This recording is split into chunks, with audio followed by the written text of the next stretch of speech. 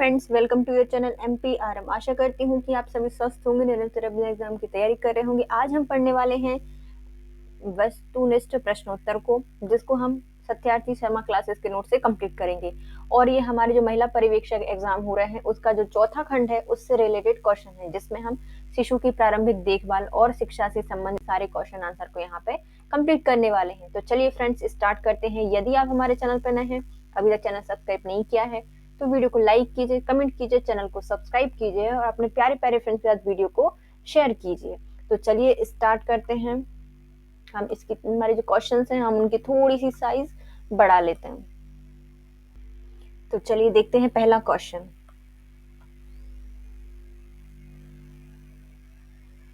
पहला क्वेश्चन क्या है? किसने बेबी बायोग्राफी नामक जो बाल कथा है उसकी रचना की है? जो बेबी बायोग्राफी बाल कथा की जो रचना है वह की गई है पेस्टोलॉजी के द्वारा। इसको ट्रिक से कैसे याद करेंगे? तो जो बेबी की बायोग्राफी है उसको पूरा का पूरा जैसी थी उसको ही वैसा पेस्ट कर दिया, तो पेस्टोलॉजी के द्वारा लिखी गई है बेबी बायोग्राफी नामक बाल कथा। थाइमस ग्रंथि का संबंध किससे हो जाएगा? तो थाइमस ग्रंथि है वह कहाँ पाई जाती है? तो थाइमस ग्रंथि हमारे जो दो लंग्स होते हैं ना, दोनों लंग्स के बीच में पाई जाती है, तो ये सीने में स्थित होती है।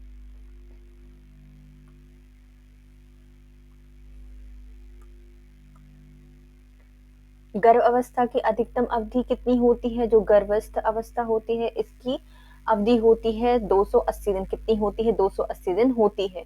शिशु के जन्म के कुछ समय बाद यह निश्चित किया जा सकता है कि भविष्य में उसका स्थान क्या होगा। यह किसके द्वारा कहा गया है? कि इन्होंने कहा था कि शिशु के जन्म के बाद ही हम बता सकते हैं उसका भविष्य कैसा होगा। तो ये बोलते हैं ना, पूत के पांव पालने में दिखाई देते हैं, तो ये एल्डर के द्वारा कहा गया था, एडलर के द्वारा कहा गया है। किसे बादशाही और शहंशाही अवस्था कही जाती है? मतलब खुद को बादशाह समझते हैं, ऐसी कौन सी अवस्था हो जाएगी? तो ये हमारी शैशव अवस्था है। मतलब बिल्कुल छोटे छोटे सा बच्चा खुद को शहंशाह समझ रहा है, तो बादशाह और शहंशाह अवस्था हो जाएगी। हमारी शहंशाह वाली अवस्था जो होती है वो होती है हमारी शैशव अवस्था।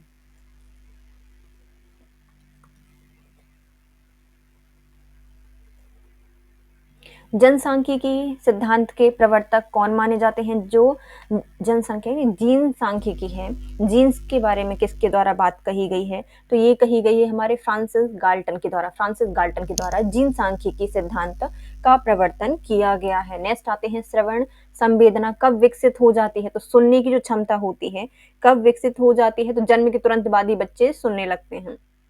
शिशु जटिल वाक्यों को बना सकता है। सही आयु का चयन कीजिए। तो कोई बच्चा है बहुत जटिल जटिल वाक्य बोल पा रहा है, मतलब पूरा सेंटेंस एकदम बोलता जा रहा है, यह कौन सी अवस्था हो जाएगी? हमारी 5 वर्ष की अवस्था हो जाएगी। 5 मिनट नहीं सोचेंगे और पूरा सेंटेंस बना देंगे। 5 वर्ष की अवस्था होती है जिसमें बालक बहुत सारी बातें या जटिल वाक्य को बोल सकते हैं। दंत सूत्र जो हमारा 2102/2102 होता है, डिवाइड बाय कितना होता है? डिवाइड बाय 2 होता है, 2 होता है। नेक्स्ट आते हैं, शिशु की नाल काटकर माँ के शरीर से अलग करना कौन सी अवस्था कहलाती है? जब बच्चे का जन्म होता है तो वो एक नाल से जुड़ा होता है, तो उसको काटना क्या कहा जाता है? परचूनेट पीरियड कहा जाता है। जिस अवस्था में बच्चे की जो नाल काटी जाती है उसे क्या कहा जाता है? परचूनेट पीरियड कहा जाता है। 3 से 6 वर्ष का बालक अर्ध स्वप्न में रहता है, जिसे क्या कहा जाता है? जो 3 से 6 वर्ष तक का बच्चा होता है, 3 से 6 वर्ष तक का बच्चा है, वो किस अवस्था में रहता है? बिल्कुल सपने में रहता है। ये किसके द्वारा कहा गया है? थर्नडाइक के द्वारा कहा गया। मतलब ठंड रखो भैया, 3 साल से 6 साल का बच्चा अपने सपनों में ही रहेगा, अर्ध सपन में रहेगा, तो कुछ ज्यादा उस पर लोड डालने की जरूरत नहीं है। तो ये कौन सी अवस्था हो जाती है? हमारी अर्ध स्वप्न की अवस्था है। किसके द्वारा कही गई है? थर्नडाइक के द्वारा कहा गया है कि जो 3 से 6 साल तक का बच्चा होता है वह क्या करता है? अपने सपने में ही रहता है।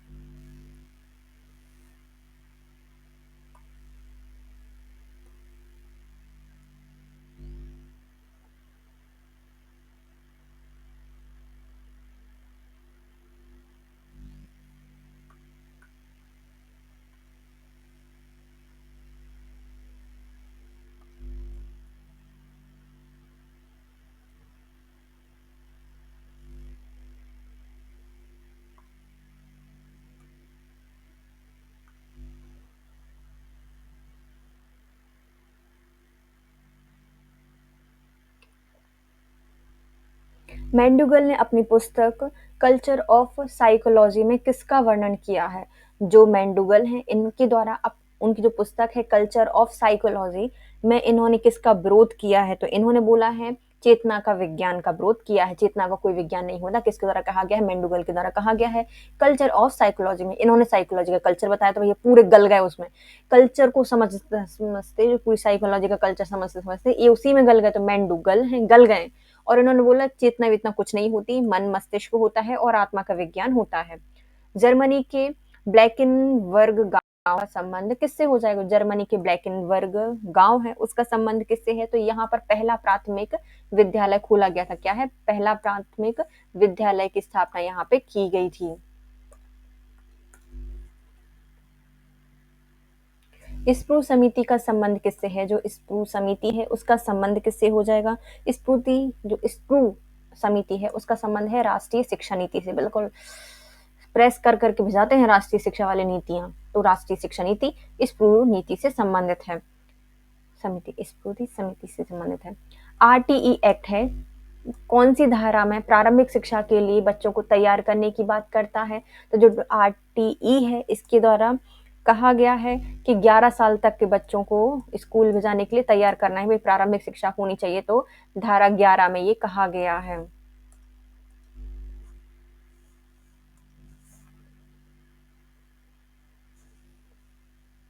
मध्य प्रदेश सरकार द्वारा प्रारंभिक बाल अवस्था के देखभाल एवं शिक्षा का क्रियान्वयन करने के लिए राजपत्र में कब प्रकाशन किया गया है? तो भारत सरकार के द्वारा जो प्रारंभिक बाल अवस्था है उसकी देखभाल और शिक्षा का क्रियान्वयन करने के राजपत्र में कब इसको प्रदर्शित किया गया था, प्रकाशित किया गया था? 6 अगस्त को किया गया था। 6 अगस्त 2016 को बाल अवस्था देखभाल शिक्षा का क्रियान्वयन करने के राजपत्र प्रारंभ किया गया है। 6 अगस्त 2016 को प्रारंभिक बाल अवस्था है। 16 श्रृंगार करके तो आएगी नहीं, 16 काम भी नहीं करने हैं उनको, उनकी शिक्षा का क्रियान्वयन करना है। 6 अगस्त 2016 को इसका राजपत्र का प्रकाशन किया गया था। बाल अवस्था में उत्तरोत्तर सामंजस्य अधिगम होता है, यह किसका कथन है? जो कथन है व्यवहार में उत्तरोत्तर सामंजस्य अधिगम होता है, ये कहा गया है हमारे स्किनर के द्वारा कि हमारे जो व्यवहार होते हैं, बिहेवियर होते हैं, उसमें बहुत ज्यादा सामंजस्य होता है। बहुत ज्यादा सामंजस्य हो जाएगा तो मतलब क्या हो गया? हम अधिगम हो गए, अधि हो गई है ना, हमारे सामंजस्य की उत्तरोत्तर वृद्धि हो गई, अधिगम हो गया। किसने कहा है? स्किनर के द्वारा कहा है। चाहते इसको कॉइन कर लो, स्किनर के द्वारा इसको कहा गया है।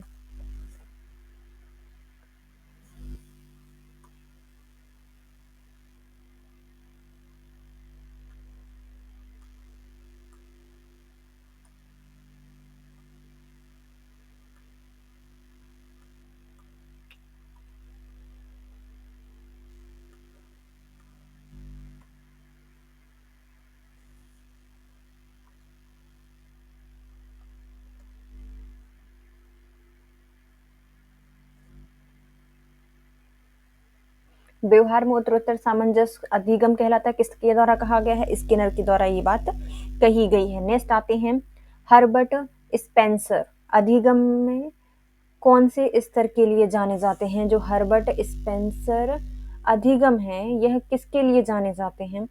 ये जाने जाते हैं हमारे स्मृति स्तर के लिए। किसके लिए जाने जाते हैं? स्मृति स्तर के लिए जाने जाते हैं। हर्बर्ट स्पेंसर, हर्बर्ट इम्प्रेस कर लेंगे अपनी स्मृति से, तो हर्बर्ट स्पेंसर जाने जाते हैं अपनी स्मृति स्तर के लिए। कोई बालक कक्षा पहली, दूसरी तथा तीसरी में एक समान अंक प्राप्त करता है, इससे में क्या शामिल किया जाएगा? तो कोई बच्चा है पहली कक्षा में, दूसरी कक्षा में, तीसरी कक्षा में समान अंक ही प्राप्त किए जा रहा है, तो उसे कहा जाता है समान रेखीय वक्र। क्या कहा जाता है इसे? समान रेखीय वक्र कहा जाता है।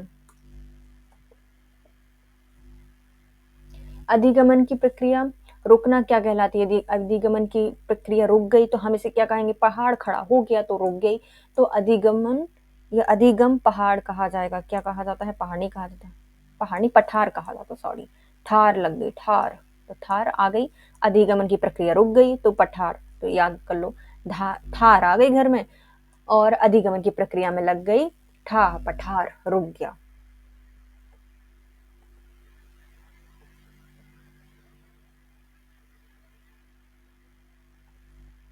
अधिगमन को प्रभावित करने वाले कारकों में से एक कौन सा हो जाएगा? जो अधिगम के कारक होते हैं, इसमें इसको प्रभावित करने वाले कारक में कक्षा का आकार कौन से कारक में शामिल होता है? जो कक्षा का आकार होता है वह संबंधित होता है हमारे किससे? शिक्षा प्रणाली संबंधित कारक है। कौन सा है? शिक्षण प्रक्रिया संबंधी कारक है। कक्षा में क्या करते हैं? कक्षाकार कोई भी हो, वह हमारी प्रक्रिया संबंधित कारक होती है। कौन सा कामेंद्रियों में सम्मिलित नहीं होता? तो हमारे हाथ कामेंद्रियों में प्रभावी होते हैं, पैर होते हैं, जानांग होते हैं, लेकिन कान नहीं होते। जो मतलब जो छोटे छोटे बच्चे हैं ना, उनकी कामेंद्रियों की बात हो रही है। हाथ, पैर और जानांग कामेंद्रियों के अंतर्गत आते हैं, लेकिन जो हमारे कान होते हैं वो इसके अंतर्गत शामिल नहीं किए जाते हैं। थर्नडाइक की पीएचडी सोर्स का जो शीर्षक था वो क्या था? जो थर्नडाइक है इनके द्वारा पीएचडी की गई थी और इनका जो शोध था उसका शीर्षक या जो टाइटल था वो क्या था? Animal intelligence. वाह, एनिमल इंटेलिजेंस पे हमने बात की ही है। क्या है? एनिमल इंटेलिजेंस पर पीएचडी का शोध इनके द्वारा दिया गया था। बच्चों पर टेलीफिल्म का प्रयोग किसके द्वारा किया गया है? जो भैया बच्चे हैं उन पर इनने क्या बनाई है? टेलीफिल्म बनाई है। किसके द्वारा बनाई गई है? तो ये अल्बर्ट बंडूरा के द्वारा बनाई गई। जो अभी अपन बनाते हैं ना, बच्चों की रील्स वगैरह बनाती हैं, तो उस समय बच्चों पर जो टेलीफिल्म बनाई थी वो किसके द्वारा बनाई गई है? अल्बर्ट बंडूरा के द्वारा बनाई गई है। वहां का उस टाइम का भैया अल्बर्ट बंडूरा। प्रतिभाशाली शब्द का प्रयोग सबसे बुद्धिमान 1% बालकों के लिए किया जाता है। यह किसके द्वारा कहा गया था? जो प्रतिभाशाली बच्चे हैं उनकी बुद्धिमत्ता 1% बालकों के लिए की गई है। ये वाक्य कहा गया है हमारे स्किनर और हैरीमैन ने। जो हैरीमैन है इन्होंने कहा है कि प्रभावशाली बच्चा या प्रतिभाशाली बच्चे का जो प्रयोग है वह बुद्धिमान 1% बालकों में एक होता है। स्किनर और हैरीमैन के द्वारा कहा गया है। पहले उदाहरण बताकर बाद में नियम निकालना कौन सी विधि का प्रकार है? तो पहले हमने उदाहरण बता दिया कि देखो बॉल ऊपर से नीचे गिर रही है या ऊपर से पेड़ से सेब गिर रहा है, तो ये क्या है? गुरुत्वाकर्षण का नियम है। पहले हमने उदाहरण बता दिया, फिर हमने इसको नियम बताया। तो यह सिखाने की विधि और कौन सी है? तो आगम विधि है। पहले हमने उसका आगमन कर दिया, फिर उसको बताई विधि। तो आगमन विधि इसको कहा जाता है। कौन सी विधि है? आगमन विधि कहलाती है। मंद बुद्धि बालक में कितने प्रकार की बीमारी होती है? जो मंद बुद्धि बालक होता है उसमें बीमारियां होती हैं 4 प्रकार की। बेचारा मंद बुद्धि बालक है, उसको चारों तरफ से बीमारियां घेरेंगी, तो 4 प्रकार की बीमारियां होती हैं। जो बालक अपनी आवश्यकताओं की पूर्ति हेतु समाज में अमान्य व्यवहार द्वारा उनकी पूर्ति करता है। वे बालक कौन से होते हैं? तो समाज में जो नियम बनाए गए हैं उनको तोड़कर समाज में अमान्य व्यवहार की पूर्ति करता है आवश्यकता के लिए, उसे क्या कहा जाता है? उसे कहा जाता है अपराधी बालक। क्या कहा जाता है? अपराधी बालक कहा जाता है।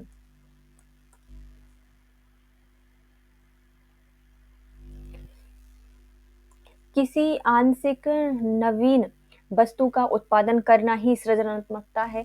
यह अभिकथन किसका है? तो किसी आंशिक नवीन वस्तुओं का उत्पादन करना, नई नई वस्तुओं का हम उत्पादन कर रहे हैं, यह सृजनात्मकता कहलाती है। किसके द्वारा कहा गया है? तो ये कहा गया है स्टेनर के द्वारा। किसने कहा है? स्टेनर के द्वारा कहा गया है कि भैया जाओ स्टेनर लेकर आओ, स्टेनर लेकर आओ और सब कुछ स्टेन कर दो और संरचना बना दो। कोई भी स्टेनर से स्टेन कर लगा के हमने क्या बना दी? संरचना बना दी। नवीन वस्तुओं का उत्पादन करना ही सृजनात्मकता है, यह स्टेनर ने कहा है।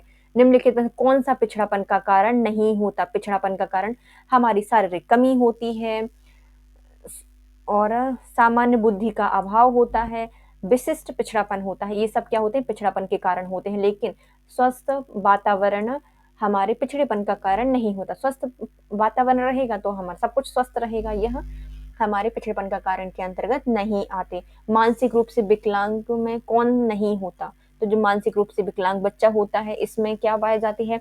अल्प बुद्धि पाई जाती है, जड़ बुद्धि पाई जाती है और मूढ़ बुद्धि पाई जाती है। लेकिन असामाजिक कार्य इसके अंतर्गत नहीं आते। कोई भी बच्चा विकलांग होगा तो मंद बुद्धि हो सकता है, मानसिक रूप से विकलांग है ना, तो अल्प बुद्धि हो सकती है, मूढ़ बुद्धि हो सकती है, जड़ बुद्धि हो सकती है, लेकिन असामाजिक कार्य वो नहीं करेगा या नहीं पाए जाते। आंशिक दृष्टि वाले बच्चों के लिए निम्नलिखित में से कौन सा अधिगम सामग्री उपयोग नहीं की जाती? यदि आंशिक दृष्टि है किसी बच्चे की, मतलब कम देख पा रहा है, तो उसके लिए हम किस वस्तु का प्रयोग नहीं करेंगे? तो उसके लिए छोटी मुद्रण वाली वर्कशीट का प्रयोग नहीं करेंगे। मतलब छोटा-छोटा लिखा है बेचारा, वो वैसे नहीं देख पाएगा। तो हमारे लिए उसके बच्चे के लिए त्रिविमीय, मतलब जो 3D नक्शे होते हैं, चार्ट होते हैं, उनका प्रयोग करना चाहिए। बड़े आकार की मुद्रित किताबें प्रयोग करनी चाहिए। बोलती किताबें और जो स्पर्श सूचना पट होते हैं, उनका प्रयोग उनके लिए करना चाहिए।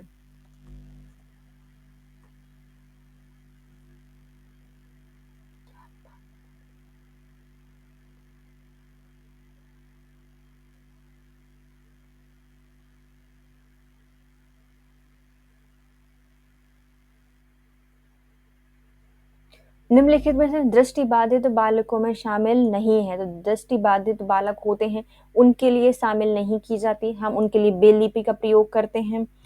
फिर दूसरा आता है, हम उनके लिए विशेष सहायक छड़ी का भी प्रयोग करते हैं। 3D आकृति को स्पर्श करने का प्रयोग करते हैं, लेकिन हियरिंग एड का प्रयोग नहीं करते। हियरिंग एड का प्रयोग नहीं किया जाता। दृष्टिहीन बालकों के लिए जो है कौन से हियरिंग एड होता है, इनका प्रयोग नहीं करते।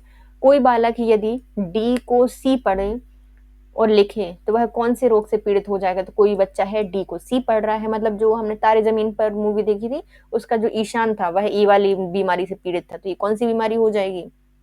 ये होती है डिसलेक्सिया। कौन सी है? डिसलेक्सिया। डिसलेक्सिया प्रॉब्लम हो जाएगी कि वो सी को डी पढ़ रहा है। हरलॉक ने किस पर प्रयोग किए हैं? जो हरलॉक हैं, इनके द्वारा प्रयोग किया गया है हमारे बंदर पर। इनने बंदर को पकड़ा और लॉक कर दिया। हरलॉक के द्वारा प्रयोग किया गया है बंदर के ऊपर। राज्य बाल संरक्षण सेवा द्वारा पश्चादवर्ती देखभाल कार्यक्रम के लिए कार्यक्रम चलाने वाले एनजीओ को प्रति बालक अधिकतम कितनी राशि दी जाती है? जो राष्ट्रीय बाल संरक्षण सेवा है, उसमें पश्चादवर्ती देखभाल कार्यक्रम के लिए कार्यक्रम चलाने के लिए जो एनजीओ होते हैं, उनको प्रति बालक अधिकतम कितनी राशि दी जाती है? तो इनके लिए दी जाती है प्रति बालक 2000 रुपए राशि दी जाती है। वर्तमान में प्रदेश में कितनी सखी निवास हैं?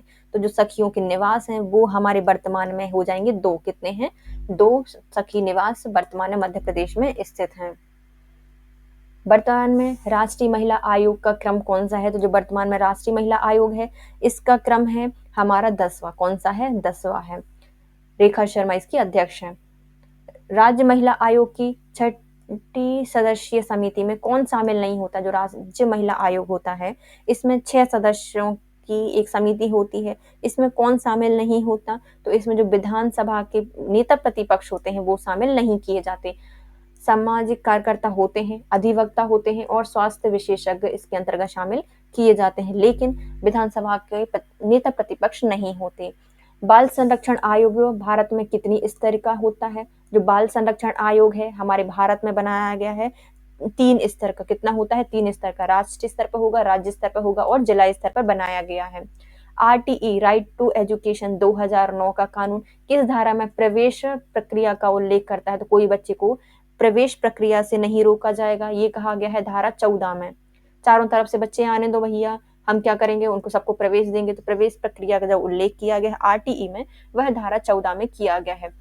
एनएसीओ नाको नेशनल एड्स कंट्रोल ऑर्गेनाइजेशन है, इसकी स्थापना कब की गई है? तो इसकी स्थापना की गई है 1992 में। कब की गई है? 1992 में इसकी स्थापना की गई है। एड्स नियंत्रण कार्यक्रम के 3 चरणों का उद्देश्य क्या है? तो जो हमारे जो एड्स नियंत्रण कार्यक्रम है, इसमें मुख्यतः 3 चरण लागू किए गए हैं और इन तीनों का उद्देश्य था अलग अलग था। तो जो तीसरा चरण था, इसका मुख्य उद्देश्य क्या रखा गया है? तो इन्होंने तीसरे स्तर में कहा था कि एड्स की बीमारी को तेजी से फैलने से रोकना है। यहाँ फैलने से तो कम रोकना है, तीनों तरफ से हम बैरिकेड्स लगा देंगे। तीनों तरफ से बैरिकेड लगा दो, फैलने से रोकना है, तेजी से फैलने से रोकने के लिए तीसरे चरण को लाया गया था। एंटी रोटा वायरल वैक्सीन का संबंध किससे है? जो रोटा वायरल वैक्सीन है, इसका प्रयोग किया जाता है हमारे एड्स के लिए। किसके लिए किया जाता है? एड्स के लिए किया जाता है।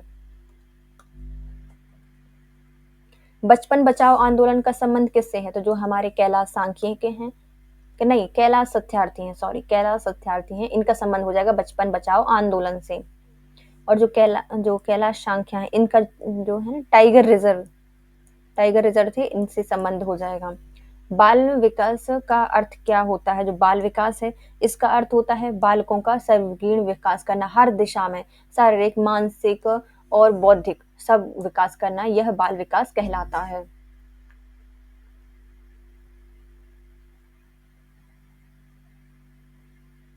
निम्नलिखित में से किस अवस्था में बालक अपने समवयस्क समूह में सक्रिय सदस्य होते हैं? तो जो उनके समवयस्क सदस्य होते हैं, उनकी मित्र मंडली होती है, उसमें सक्रिय भूमिका निभाते हैं, तो ये उनकी हो जाएगी किशोर अवस्था। कौन सी अवस्था है? किशोर अवस्था। निम्न कक्षाओं में शिक्षण का खेल विधि आधारित होता है, तो जो शिक्षण का खेल होता है वह कैसे होता है? विधि के अनुसार होता है, खेल विधि के पर आधारित होता है। ये है हमारी अवस्था विकास एवं बुद्धि मनोवैज्ञानिक सिद्धांतों पर। जिस कक्षा में विकास और बुद्धि के मनोवैज्ञानिक सिद्धांतों पर किया जाता है, उसके खेल विधि पर आधारित होते हैं। बच्चों के विकास के सिरस्थ सिद्धांत के अनुसार निम्नलिखित में से सत्य कथन बताइए। तो सिरस्थ है ना, सिर से कहाँ जा रही है विकास? पैर की ओर जाता है, सिर से पैर की ओर जो विकास होता है उसे सिरस्थ सिद्धांत के अंतर्गत देखा जाता है। नेक्स्ट आते हैं, विकास कभी ना रुकने वाली प्रक्रिया है। तो विकास क्या है? कभी ना रुकने वाली प्रक्रिया है। मतलब है यह निरंतरता का सिद्धांत बता रही है, निरंतर चलती रहती है विकास की प्रक्रिया। प्राथमिक कक्षा में सकारात्मक वातावरण निर्मित करने के लिए एक शिक्षक को क्या करना चाहिए? तो कक्षा है, प्राथमिक कक्षाएं हैं, उसमें यदि हमें पॉजिटिव माहौल बनाना है, एनवायरनमेंट बनाना है, तो कोई भी टीचर को क्या करना पड़ेगा?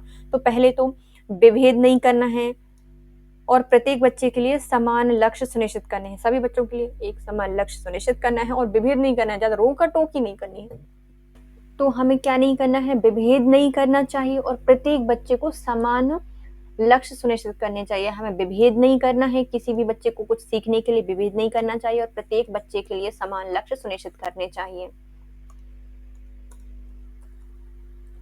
मानव विकास किन दोनों के योगदानों का परिणाम होती है? तो जो मानव विकास होता है, इसमें क्या होता है? मानव विकास के अंतर्गत वंशक्रम एवं वातावरण, वंशक्रम और वातावरण दोनों का योगदान होता है, दोनों का परिणाम होता है क्या? हमारा वंशक्रम और वातावरण दोनों का परिणाम होता है मानव विकास। मानव जाति में कौन से व्यक्तिक निर्धारक तत्व होते हैं जो मानव शरीर की विविधता को बताते हैं? तो मानव जीवन की जो व्यक्तिक निर्धारक तत्व होते हैं जो मानव जीवन की विविधता को बताते हैं, वो हो जाएंगे हमारे अनुवांशिकता और पर्यावरण की अंतःक्रिया। तो कोई बच्चा है वह भिन्न भिन्न है, बहुत सारी मानव जाति पाई जाती है, उसमें भिन्नता होती है। क्यों होती है? क्योंकि उनकी अनुवांशिकता अलग अलग होती है और पर्यावरण की जो अंतःक्रिया होती है वो अलग होती है। इनके अनुसार वातावरण वह बाहरी शक्ति होती है जो हमें प्रभावित करती है। तो वातावरण मतलब किसके द्वारा कहा गया है कि वातावरण वह बाहरी शक्ति है जो हमें प्रभावित करती है? ये कहा गया है रॉस के द्वारा। किसने कहा है? रॉस के द्वारा ये कहा गया है।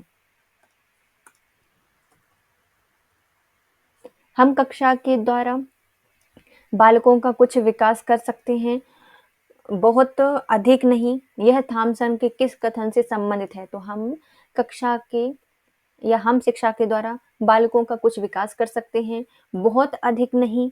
ये क्यों कहा गया है? तो ये कहा गया है क्योंकि उनकी वंशानुक्रम के द्वारा, थॉमसन ने कहा था क्योंकि हम उनका जो वंशानुक्रम है वो अलग अलग होगा, इसलिए हम कुछ उनका विकास कर सकते हैं लेकिन हम बहुत अधिक विकास नहीं कर सकते।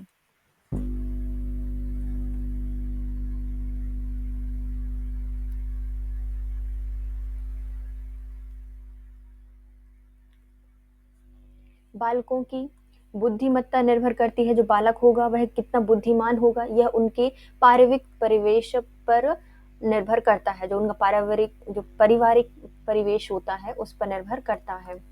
नेक्स्ट आते हैं, किस सिद्धांत के अनुसार भिन्न भिन्न व्यक्तियों के विकास की गति भी भिन्न भिन्न होती है? यह किसमें कहा गया है कि जो हर व्यक्ति होता है वह भिन्न भिन्न होता है, उन्हें विकास अलग अलग होता है? तो यह विकास की गति का सिद्धांत है। कौन सा है? विकास की गति का सिद्धांत है।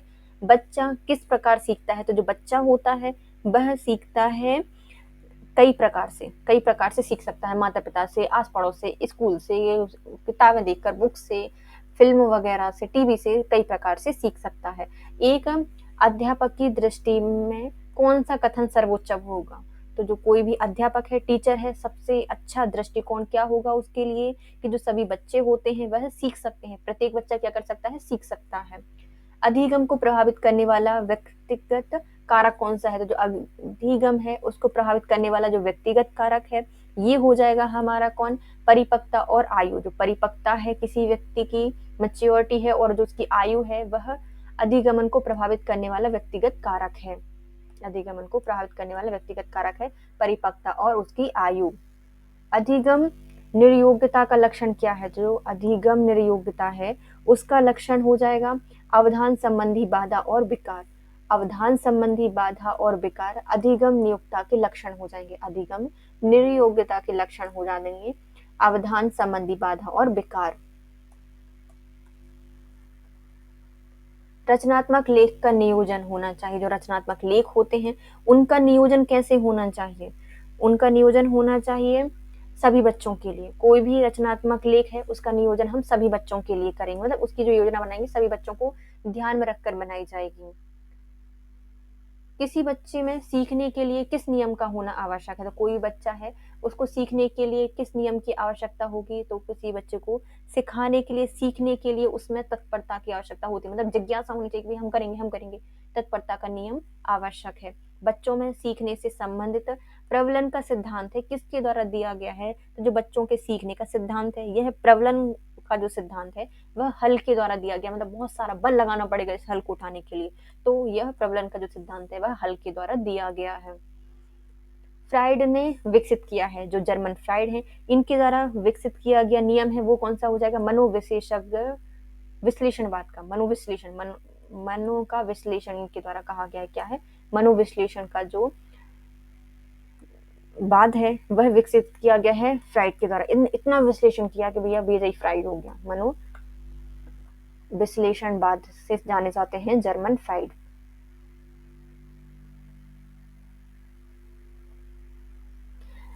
बच्चे दुनिया के बारे में अपनी समझ का सृजन करते हैं, यह किसका कथन है?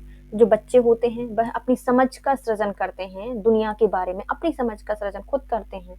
तो यह किसके द्वारा कहा गया है? ये कहा गया है पियाजे के द्वारा। इन्होंने कहा है कि भैया प्यारे प्यारे बच्चे दुनिया के बारे में प्यारी प्यारी बातों का खुद सृजन करेंगे। पियाजे के द्वारा कहा गया है वह अवस्था जब बच्चा तार्किक रूप से वस्तुओं और घटनाओं के विषय में चिंतन प्रारंभ कर देता है। कोई बच्चा है वह क्या फैक्ट देख रहा है, तार्किक रूप से वस्तुओं को देख रहा है, घटनाओं का चिंतन कर रहा है, तो ये कही जाएंगे हमारे मूर्त संक्रियात्मक अवस्था। क्या है? मूर्त संक्रियात्मक अवस्था। कोई बच्चा है व्यक्ति को देख रहा है कैसे? उनकी तर्क रूप से, तार्किक रूप से वस्तु और घटना को देखने वाला मूर्त संक्रियात्मक अवस्था कहलाती है।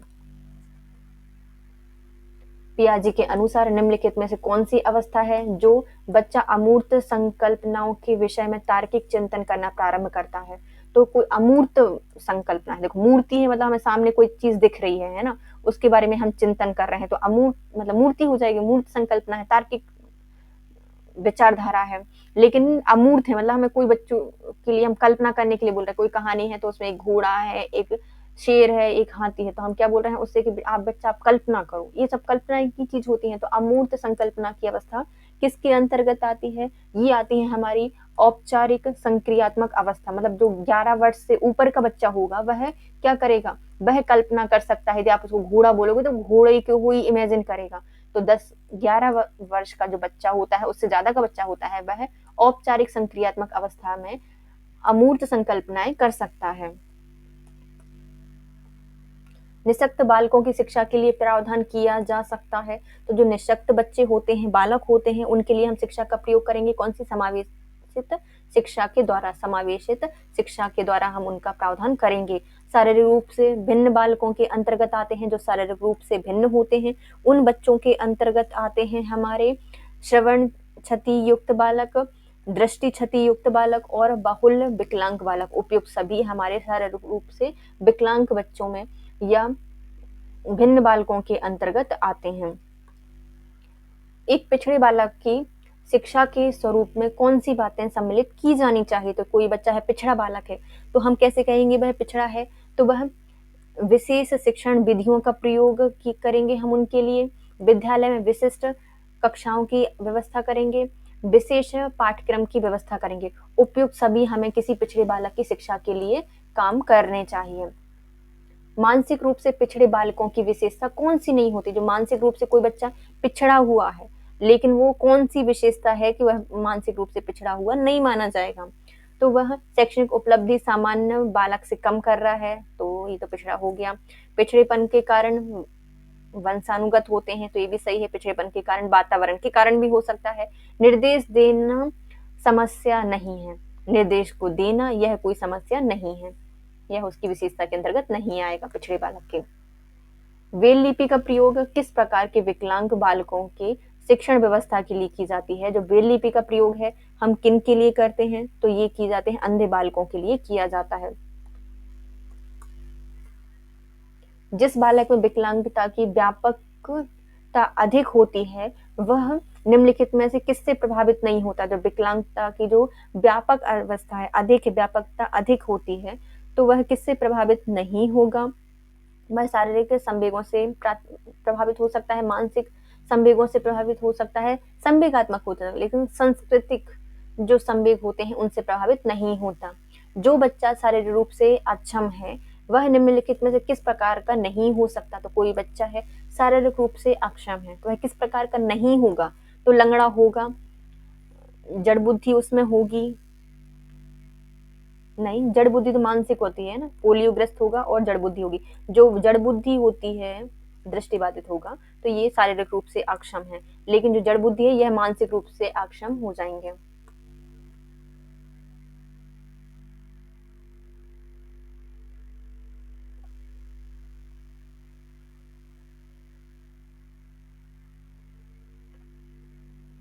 कमजोर वर्ग के बालक से तात्पर्य होता है, जो कमजोर वर्ग का बालक है उसका मतलब क्या है? कोई कमजोर वर्ग का बालक है, इसका मतलब है कि ऐसे अभिभावक के बालक जो सरकार द्वारा निर्धारित न्यूनतम सीमा की वार्षिक आय की सीमा से नीचे के वर्ग में आते हैं, उन्हें कहा जाता है कमजोर वर्ग के बालक। जो गवर्नमेंट ने क्राइटेरिया बताया है आय का, उससे कम है इनकी आय, तो ये पिछड़े बालक कहलाएंगे। पिछड़ा बालक वह होता है जो अध्ययन के मध्यकाल में अपनी कक्षा कार्य को और अपनी आयु के अनुसार एक कक्षा नीचे का होता है, करने में समर्थ रहता है। यह किसके द्वारा कहा गया है? इनका कथन ही थोड़ा सा बड़ा है और ये कहा गया है शायद टर्मन के द्वारा कहा गया है, नहीं बट के द्वारा कहा गया, सॉरी बट के द्वारा कहा गया है कि एक पिछड़ा बालक वह होता है जिसमें वह पढ़ रहा है, जिसमें अध्ययन है कर रहा है, उसके मध्यकाल में वह अपना कक्षा कार्य जो कि उसकी आयु के सभी बच्चे कर सकते हैं, उसके नीचे की कक्षा का नहीं कर सकता या उसके नीचे की कक्षा में करने में असमर्थ है, तो ये क्या कहलाएगा? पिछड़ा बालक कहलाएगा। और ये बात कही गई है वट के द्वारा कि मतलब खुद की क्लास में तो वाट लगी हुई है, नीचे वाले में भी वाट लगी हुई है, तो नीचे स्तर की कक्षा को भी बच्चा नहीं कर पा रहा है तो वो पिछड़ा बालक कहलाएगा, वट के द्वारा ये कहा गया है। विशेष आवश्यकता वाले बालकों को शिक्षा उपलब्ध कराई जानी चाहिए। जो विशेष आवश्यकता वाले बच्चे होते हैं उनके लिए किस प्रकार की शिक्षा होनी चाहिए? उन्हें अन्य सामान्य बालकों के समान ही शिक्षा होनी चाहिए। कैसे? अन्य जो सामान्य बालक हैं उनके जैसी ही शिक्षा प्रदान की जानी चाहिए। विशेष शिक्षा संबंधी हो जाएगी। जो हमारी विशेष शिक्षा शिक्षा होती है किससे संबंधित है? यह कम योग्य विद्यार्थियों के लिए शैक्षणिक कार्यक्रम से संबंधित है। सच में? हाँ, जो विशेष शिक्षा होती है इनके लिए हम कम योग्य बाल विद्यार्थियों के लिए शैक्षणिक कार्यक्रम से संबंधित है। विशेष शिक्षा माध्यमी जो मेधावी विद्यार्थी होते हैं उनके लिए भी शिक्षा से संबंधित है। किस अवस्था के बालक की देखभाल आवश्यक होती है? तो बाल अवस्था में बच्चों की देखभाल आवश्यक होती है, शैशव अवस्था में होती है और किशोर अवस्था में होती है। उपयुक्त सभी अवस्था में बालकों की देखभाल की आवश्यकता होती है।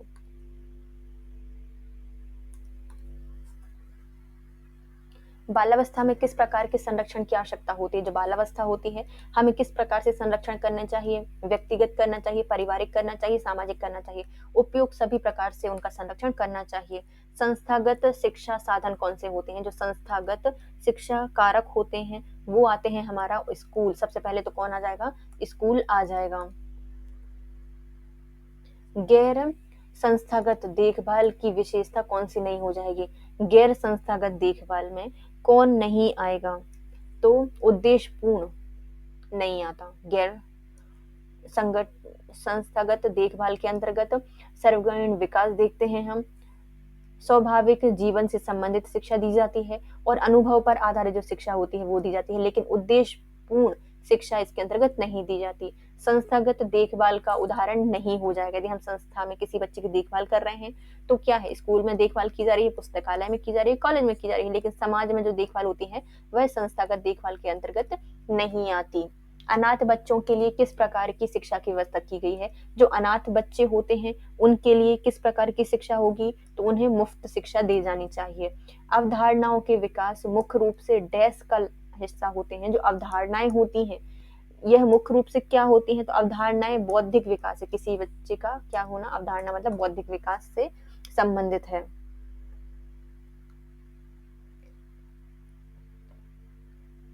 निम्नलिखित में से किसे शारीरिक विकलांग के अंतर्गत नहीं रखा जा सकता? तो शारीरिक विकलांग है मतलब वह क्या होगा? बधिर होगा, बहरा होगा और अपंग होगा। लेकिन अनाथ बच्चा कोई विकलांग बच्चा नहीं होता, शारीरिक विकलांग नहीं है वो। देखभाल और संरक्षण की आवश्यकता होती है। जो देखभाल और संरक्षण की आवश्यकता होती है विकास के लिए होती है, समायोजन के लिए होती है, भावी जीवन की योजना बनाने के लिए होती है। उपयुक्त सभी के लिए हमें देखभाल और संरक्षण की आवश्यकता होती है। एड्स में जो ए है उसका पूर्ण रूप बताइए। तो ए का मतलब क्या होता है? एक्वायर्ड इम्यूनिटी डेफिशिएंसी सिंड्रोम होता है ना, एक्वायर्ड। मानव विकास कैसा होता है? जो मानव का विकास होगा वो होता है हमारा मात्रात्मक और गुणात्मक। मानव का विकास कैसे होता है? उसमें हम मात्रात्मक गुणात्मक दोनों प्रकार से मानव का विकास होता है। किसको परिपक्वता कहा जाता है? तो जो परिपक्वता होती है यह किसके अंतर्गत आती है? ये आती है हमारी प्राकृतिक जो जैविक विकास होता है उसके अंतर्गत परिपक्वता आती है। परिपक्वता मतलब प्राकृतिक जैविक विकास, प्रकृति में कैसा जीव का विकास हो रहा है, परिपक्वता कहलाती है। डैश के अलावा निम्नलिखित कारणों से खेल युवा बच्चों के विकास में महत्वपूर्ण भूमिका निभाता है। तो ऐसा निम्नलिखित में कौन से कारणों से जो खेल होता है वह युवा बालकों के विकास में महत्वपूर्ण भूमिका निभाता है? क्योंकि जो खेल होते हैं वह समय बिताने का एक सुखद तरीका होता है। इसके अलावा जो शारीरिक निपुण बनाता है बच्चों को खेल, इंद्रियों को उत्तेजित करता है, नए कौशल हासिल करने के लिए जरूरी होता है खेल, और सीखने और उन्हें कब प्रयोग करना है नए कौशल को ये भी सिखाता है खेल। सिवाय किसके कि यह सिर्फ टाइम पास कर रहे हो खेल कर। शारीरिक विकास का क्षेत्र कौन सा हो जाएगा? यदि किसी व्यक्ति का शारीरिक विकास करना है मतलब हम क्या कर रहे हैं? स्नायु मंडल शारीरिक विकास का क्षेत्र हो जाएगा। स्नायु मंडल शारीरिक विकास का क्षेत्र है। मनुष्य की वह ग्रंथि जो पिट्यूटरी ग्रंथि को नियंत्रित करती है तथा शरीर के सामान्य एवं सदृश वृद्धि को भी नियंत्रित करती है, कौन सी हो जाएगी? मतलब हमारी पिट्यूटरी ग्लैंड है, पीयूष ग्रंथि है, वह क्या करती है? पिट्यूटरी ग्लैंड है, ये सबको नियंत्रित करती है और इसको भी जो नियंत्रित करती है वह कौन सी हो जाएगी? तो इनमें से कोई नहीं है, वो तो भैया थाइमस ग्लैंड है, ये ऑप्शन में दी नहीं है। नहीं, थाइमस ग्लैंड नहीं है, हाइपोथैलेमस है, सॉरी। हाइपोथैलेमस जो ग्लैंड होती है वह पिट्यूटरी को नियंत्रित करती है, ऑप्शन में ये नहीं दी गई है हाइपोथैलेमस। या भूख और जो प्यास वगैरह होती है, तापमान निश्चित करती है, वो भी हाइपोथैलेमस के द्वारा ही नियंत्रित किया जाता है। शिक्षा मनोविज्ञान क्या है? जो शिक्षा मनोविज्ञान है इसका संबंध हो जाएगा मानक विज्ञान है। कौन सी? तो शिक्षा मनोविज्ञान होता है, यह एक प्रकार का मानक विज्ञान है। प्रयोगात्मक विधि को सर्वप्रथम प्रस्तावित किया गया है। जो प्रयोगात्मक विधि होती है उसको किसके द्वारा या सबसे पहले किसके द्वारा प्रस्तावित किया गया है? तो इसको बेल हेल्म बुट के द्वारा प्रस्तावित किया गया है। प्रयोग करेंगे तो भैया सब लोग लैब में, तो बेल मतलब लैब में ही प्रयोग किए जाते हैं ना। तो प्रयोगात्मक विधि का सर्वप्रथम जो प्रस्तावित किया है सबसे पहले वह वेलहम बुट के द्वारा इसको प्रस्तावित किया गया है। निर्देशात्मक विकास शब्द सुनिश्चित करता है। जो निर्देशात्मक विकास है यह क्या बताता है? यह विशिष्ट गुण को बताता है। किसको बताता है? विशिष्ट गुण को बताता है। निर्देशात्मक विकास विशिष्ट गुण को बताता है। निरीक्षण विधि किया जाता है। जो निरीक्षण का विधि है यह किसमें की जाती है? दूसरों के व्यवहार के अध्ययन पर। निरीक्षण विधि का प्रयोग किसमें किया जाता है? दूसरों के व्यवहार का अध्ययन निरीक्षण विधि के अंतर्गत आता है। हम दूसरों के व्यवहार का क्या कर रहे हैं? निरीक्षण कर रहे हैं।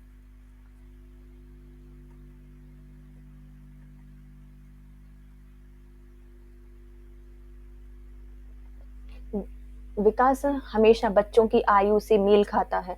यह डैश सिद्धांत के कारण होता है। जो विकास होता है वह हमेशा बच्चों की आयु के अनुसार होता है, उनसे मेल खाता है। इसे कहा जाता है एक समान पैटर्न। क्या कहा जाता है? इसे एक समान पैटर्न कहा जाता है।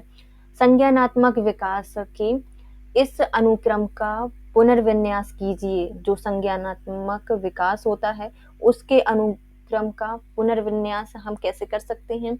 तो पहला क्या होगा? वस्तुपरक स्थिरता होगी।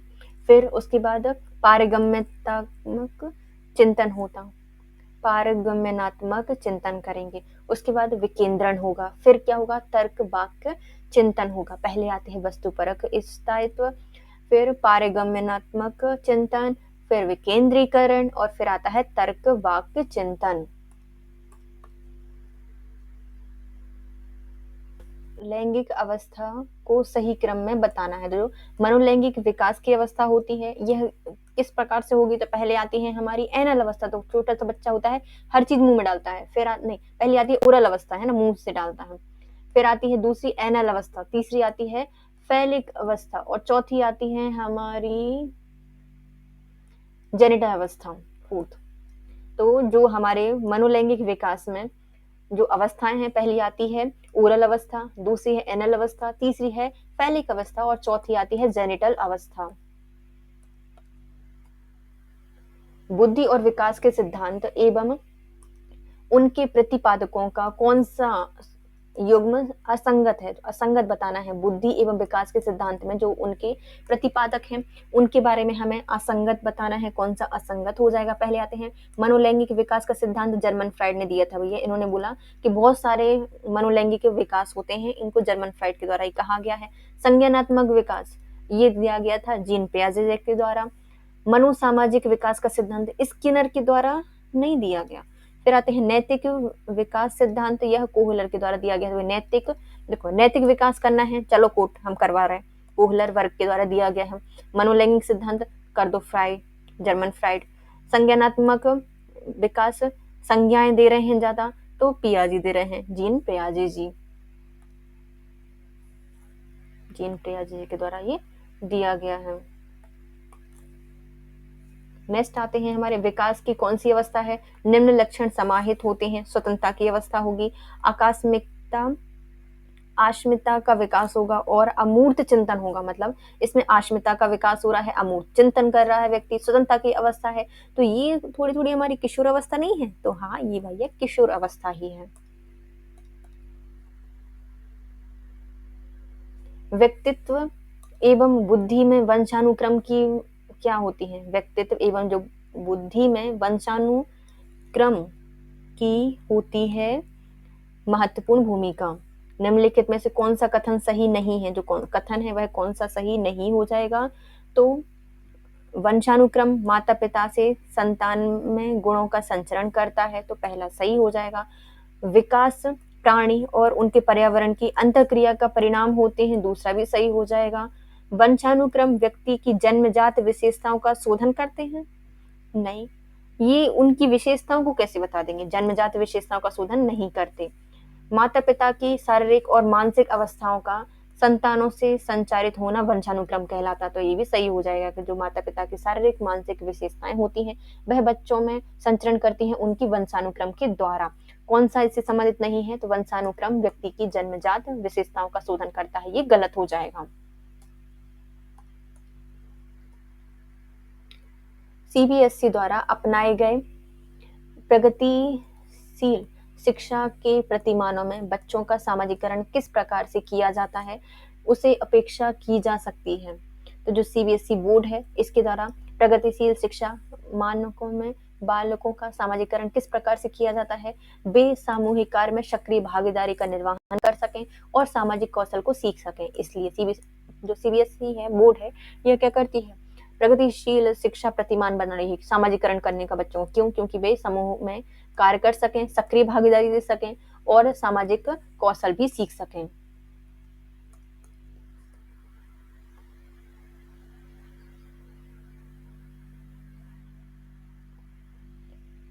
स्कूली बच्चों के सामाजिकरण की एक ऐसी संस्था है जहाँ क्या होता है, जो स्कूल बच्चों का एक सामाजिकरण की एक संस्था है, कैसी संस्था है, तो यह प्रमुख एक मुख्य स्थान होता है जहाँ पर स्कूली बच्चों होते हैं, उनको रखा जाता है, वह स्कूली संस्थान होती है। क्षैतिज डेकुल आयु नामक जो घटना है उसका वर्णन किसके द्वारा किया गया है? जो क्षैतिज डेकल आयु नामक घटना है इसका वर्णन किया गया है पियाजी के द्वारा। डेकल आयु, क्षैतिज मतलब समान आयु के डेकल हैं, हैकल हैं, ये पियाजी के द्वारा बताए गए थे, पियाजी जी के द्वारा ये बताए गए हैं। 1 वर्ष तक के शिशु जब आंख, कान और हाथों से सोचते हैं तो यह किस स्तर में शामिल किया जाएगा? तो कोई बच्चा है जब अपने आंखों से, कान से और हाथों से सोच रहा है तो इसे कहा जाता है इंद्रिय जनित गमक स्तर। कौन सा है? इंद्रिय जनित गमक स्तर है। पियाजी के द्वारा क्षमताओं और योग्यताओं का यह नाम दिया है। जो क्षमताएं होती हैं, योग्यताएं होती हैं, उन्हें क्या कहा जाता है? उन्हें कहा जाता है स्क्रीमा। क्या कहा जाता है? स्क्रीमा कहा जाता है। पियाजे जी के द्वारा क्षमताओं, योग्यताओं का नाम होता है स्क्रीमा। जीन पियाजे के अनुसार पूर्व संक्रियात्मक अवस्था के बच्चे कैसे होते हैं? जो जीन पियाजे हैं इनके अनुसार जो पूर्व संक्रियात्मक अवस्था होती है उसके सारे बच्चे होते हैं आत्म केंद्रित। कैसे होते हैं? आत्म केंद्रित होते हैं, ईगोसेंट्रिक होते हैं पूर्व संक्रियात्मक अवस्था के बच्चे। किसी से क्रिया नहीं कर रहा है, पूर्ण संक्रिया है तो आत्म केंद्रित बच्चे होंगे। वह शब्द क्या है जिसका प्रयोग जीन पियाजे ने शरीर के उन हिस्सों के साथ की गई नकल का वर्णन करने के लिए किया है जिन्हें कोई देख नहीं सकता? तो कोई भी बच्चा है उन शरीरों के हिस्सों से नकल करता है, उसका नकल का वर्णन करता है जो वो देख नहीं सकता, तो उसे कहा जाएगा अदृश्य नकल। क्या कहा जाएगा? अदृश्य नकल कहा जाएगा। सृजनवाद किसमें होता है? जो सृजनवाद होता है वह शिक्षा बाल केंद्रित होती है। तो इसमें सृजनवाद में क्या होगा? जो शिक्षा होगी वह कैसे होगी? बाल केंद्रित होगी।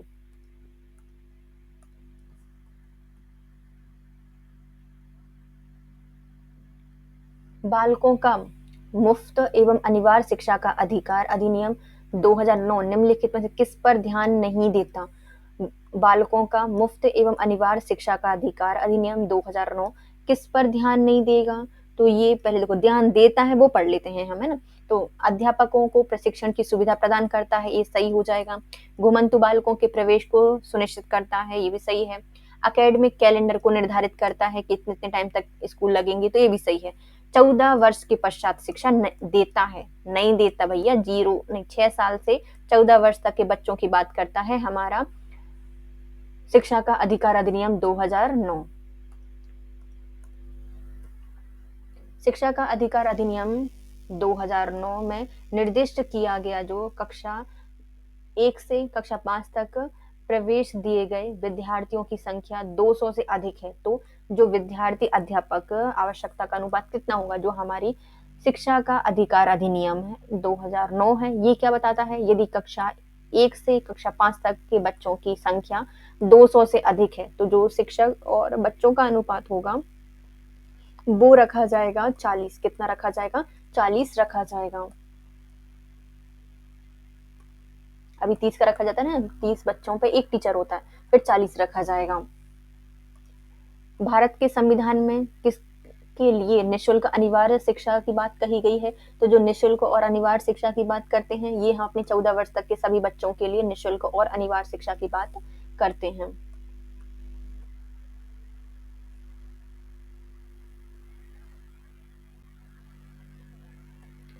एक जुड़वा भाइयों में से एक को सामाजिक आर्थिक रूप से धनाढ्य परिवार द्वारा गोद लिया जाता है और दूसरे को एक निर्धन परिवार द्वारा 1 वर्ष के बाद उसकी बुद्धि लब्धांक है उसमें निम्नलिखित में से क्या अवलोकित होने की अधिक संभावना है? तो निर्धन और गरीब में बुद्धि से फर्क नहीं पड़ता। ऑप्शन देख लेते हैं। देखो, सामाजिक आर्थिक स्तर बुद्धि लब्ध को प्रभावित नहीं करती। सामाजिक आर्थिक जो स्तर होता है वो किसी की बुद्धि लब्धांक पर प्रभावित नहीं करती, उसको प्रभावित नहीं करती।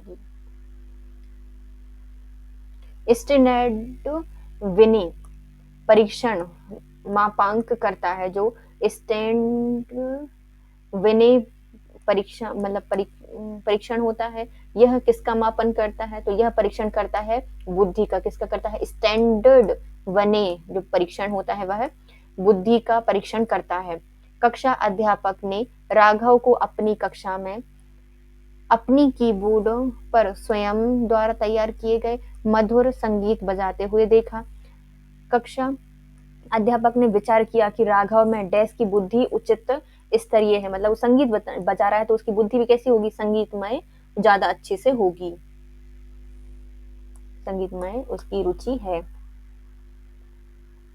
जब बच्चे यह पहचानते हैं कि प्रत्येक व्यक्ति दूसरे व्यक्ति के विचारों और भावनाओं से अवगत है, तो यह क्या कहलाएगा? तो यदि कोई बच्चा सोच रहा है कि एक व्यक्ति को दूसरे व्यक्ति के बारे में सारे विचार पता है, उनकी भावनाओं से अवगत है, पता है, तो यह अवस्था होती है, कौन सी अवस्था है? आत्म प्रतिबिंबित अवस्था, सेल्फ रिफ्लेक्शन की अवस्था है कि भैया वो रिफ्लेक्ट कर रहा है, आत्म प्रतिबिंबित कर रहा है, बता रहा है। एक बच्चा किस तरह का विद्यार्थी है? जो विषयों से संबंधित भौतिकी गतिविधियां करते हुए सबसे अच्छा सीखता है। तो कोई बच्चा है वह कैसे सीख रहा है? भौतिक गतिविधियां करते हुए सीख रहा है, तो वह बच्चा क्या होगा? गति संवेदी हो जाएगा, गति करके सीख रहा है ना, गति संवेदी वाला बालक हो जाएगा, गति संवेदी वाला बालक है। निम्नलिखित में से कौन व्यक्तित्व का परिक्षेपी परीक्षण नहीं है? तो व्यक्तित्व का परिक्षेपी कौन सा परीक्षण नहीं हो जाएगा? तो ये होता है हमारा TAPA होता है, रोशा स्याही धब्बा परीक्षण होता है, शब्द साक्षर परीक्षण होता है। लेकिन 16 PF परीक्षण किसी भी व्यक्तित्व के परीक्षण के लिए नहीं किया जाता, उसके 16 गुण थोड़ी ना देखने हैं। तो TAT परीक्षण किया जाता है, टेस्ट रोशा स्याही धब्बा परीक्षण किया जाता है, शब्द साक्षर परीक्षण किया जाता है। लेकिन 16 PF परीक्षण बुद्धिमत मतलब व्यक्तिगत के लिए नहीं किया जाता, व्यक्तित्व का परीक्षण नहीं करते। आ कंडीशन ऑफ लर्निंग पुस्तक है, यह किसके द्वारा लिखी गई है? आ कंडीशन ऑफ लर्निंग पुस्तक है, यह लिखी गई है RM गेनी के द्वारा। जो कंडीशन ऑफ लर्निंग के लिए क्या करनी पड़ेगी? कंडीशन को गेन करना पड़ेगा, है ना, कंडीशन को गेन करना पड़ेगा। कंडीशन ऑफ लर्निंग पुस्तक है RM गेनी के द्वारा लिखी गई है। उपनयन संस्कार किस शिक्षा काल में किया जाता है? जो उपनयन संस्कार है यह हमारे जो वैदिक काल था ना उस समय किया जाता था, उपनयन संस्कार किया जाता था। फिर बच्चों को मुंडन करा के हम कहाँ लेके जाते थे? हम नहीं लेके जाते थे, जो गुरु होते थे वो लेके जाते थे जंगलों में और उनको शिक्षा देते थे। उपनयन संस्कार वैदिक काल में किया जाता था। शिक्षा में अवरोधन का तात्पर्य क्या हो जाएगा? शिक्षा में यदि अवरोधन है मतलब बेचारा बच्चा एक ही क्लास में फेल होता जा रहा है, तो किसी बालक का 1 वर्ष से अधिक समय तक एक ही कक्षा में रहना क्या कहलाता है? उसका अवरोधन कर कहलाता है। शिक्षा में अवरोधन का मतलब होता है एक बच्चे का एक कक्षा में बहुत समय तक रुकना। जब बच्चे की दादी उसे माँ की गोद से ले जाती है तो बच्चा रोने लगता है, यह बच्चे का कौन सा कारण है? रो क्यों रहा है भैया? वो दिखा रहा है संवेगात्मक दुश्चिंता। जब बच्चा दादी से अलग होता है माँ की गोद से, तो यह संवेगात्मक दुश्चिंता को दिखा रहा है। मनोलैंगिक विकास में सुषुप्त अवस्था का काल अंतराल संबंधित होगा। तो जो कोई भी मनोलैंगिक अवस्था है इसमें बच्चा क्या है? सुषुप्त अवस्था है। तो सुषुप्त अवस्था किस में बताई जा रही है? तो 6 से यौवन तक की जो अवस्था होती है वह सुप्त अवस्था होती है। 6 से सुप्त अवस्था मतलब 6 के बाद क्या होगा? 7 स्टार्ट हो जाएगा, तो 7 से सुप्त अवस्था याद कर लो। सुप्त अवस्था होती है 6 के बाद से उनकी यौवन अवस्था तक। डैश की आयु के बच्चे स्वयं को पहचान सकते हैं, वह लड़का है या लड़की है। तो कितने आयु के बच्चे खुद को पहचान लेते हैं? तो ये होते हैं 3 साल तक के बच्चे। 3 साल तक के बच्चे खुद को पहचान लेते हैं कि वो लड़का है या लड़की है।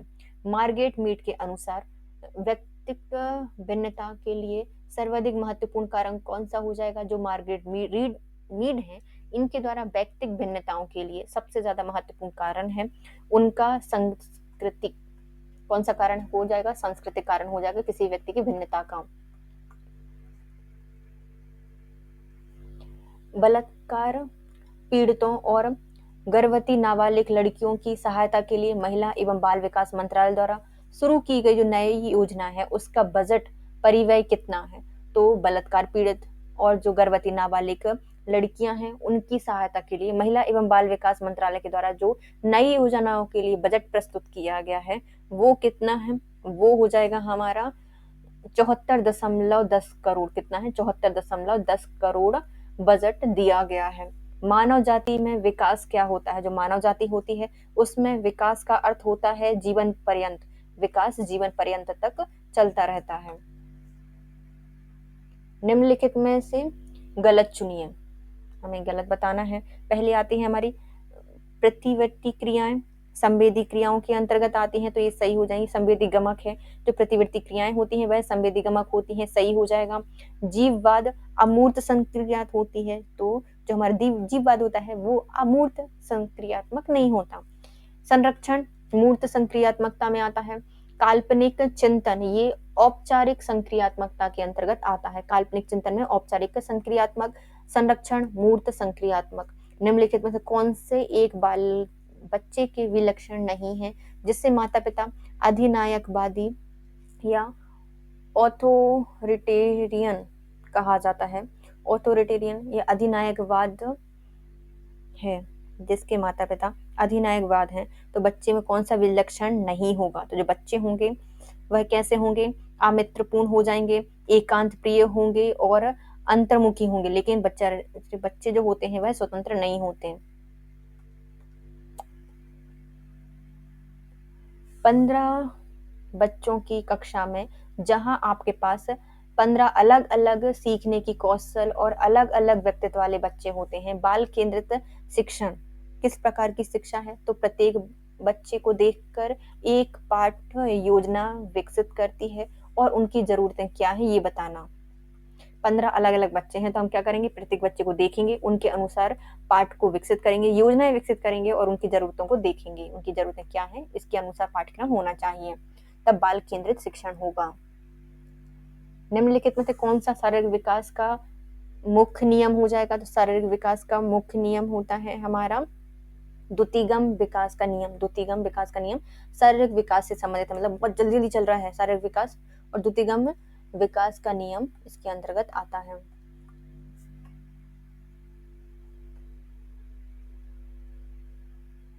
निम्नलिखित में से कौन सा विकास का सिद्धांत नहीं है? विकास का कौन सा सिद्धांत नहीं होता?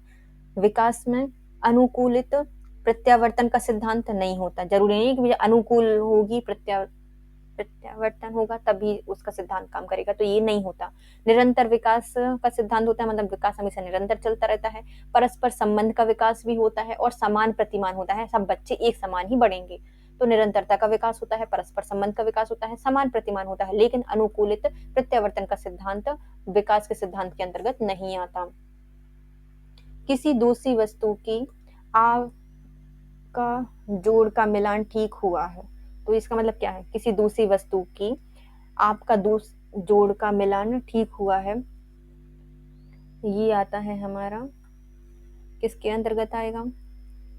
ये आता है अच्छा लड़का अच्छी लड़की अभिविन्यास अच्छा बनकर कोई स्वीकृति प्राप्त करता है, तो उसे क्या कहा जाएगा? किसी दूसरी वस्तु को आपसे जोड़कर मिलान ठीक हुआ है, मतलब एक अच्छा बच्चा एक अच्छी लड़की अभिविन्यास अच्छा बनकर कोई स्वीकृति प्राप्त करता है। तो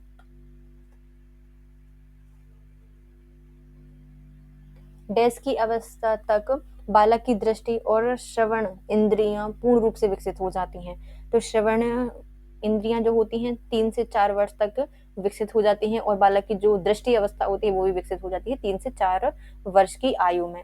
निम्नलिखित में से कौन सा एक सही मिलान वाला जोड़ा है? सही मिलान वाला जोड़ा बताइए।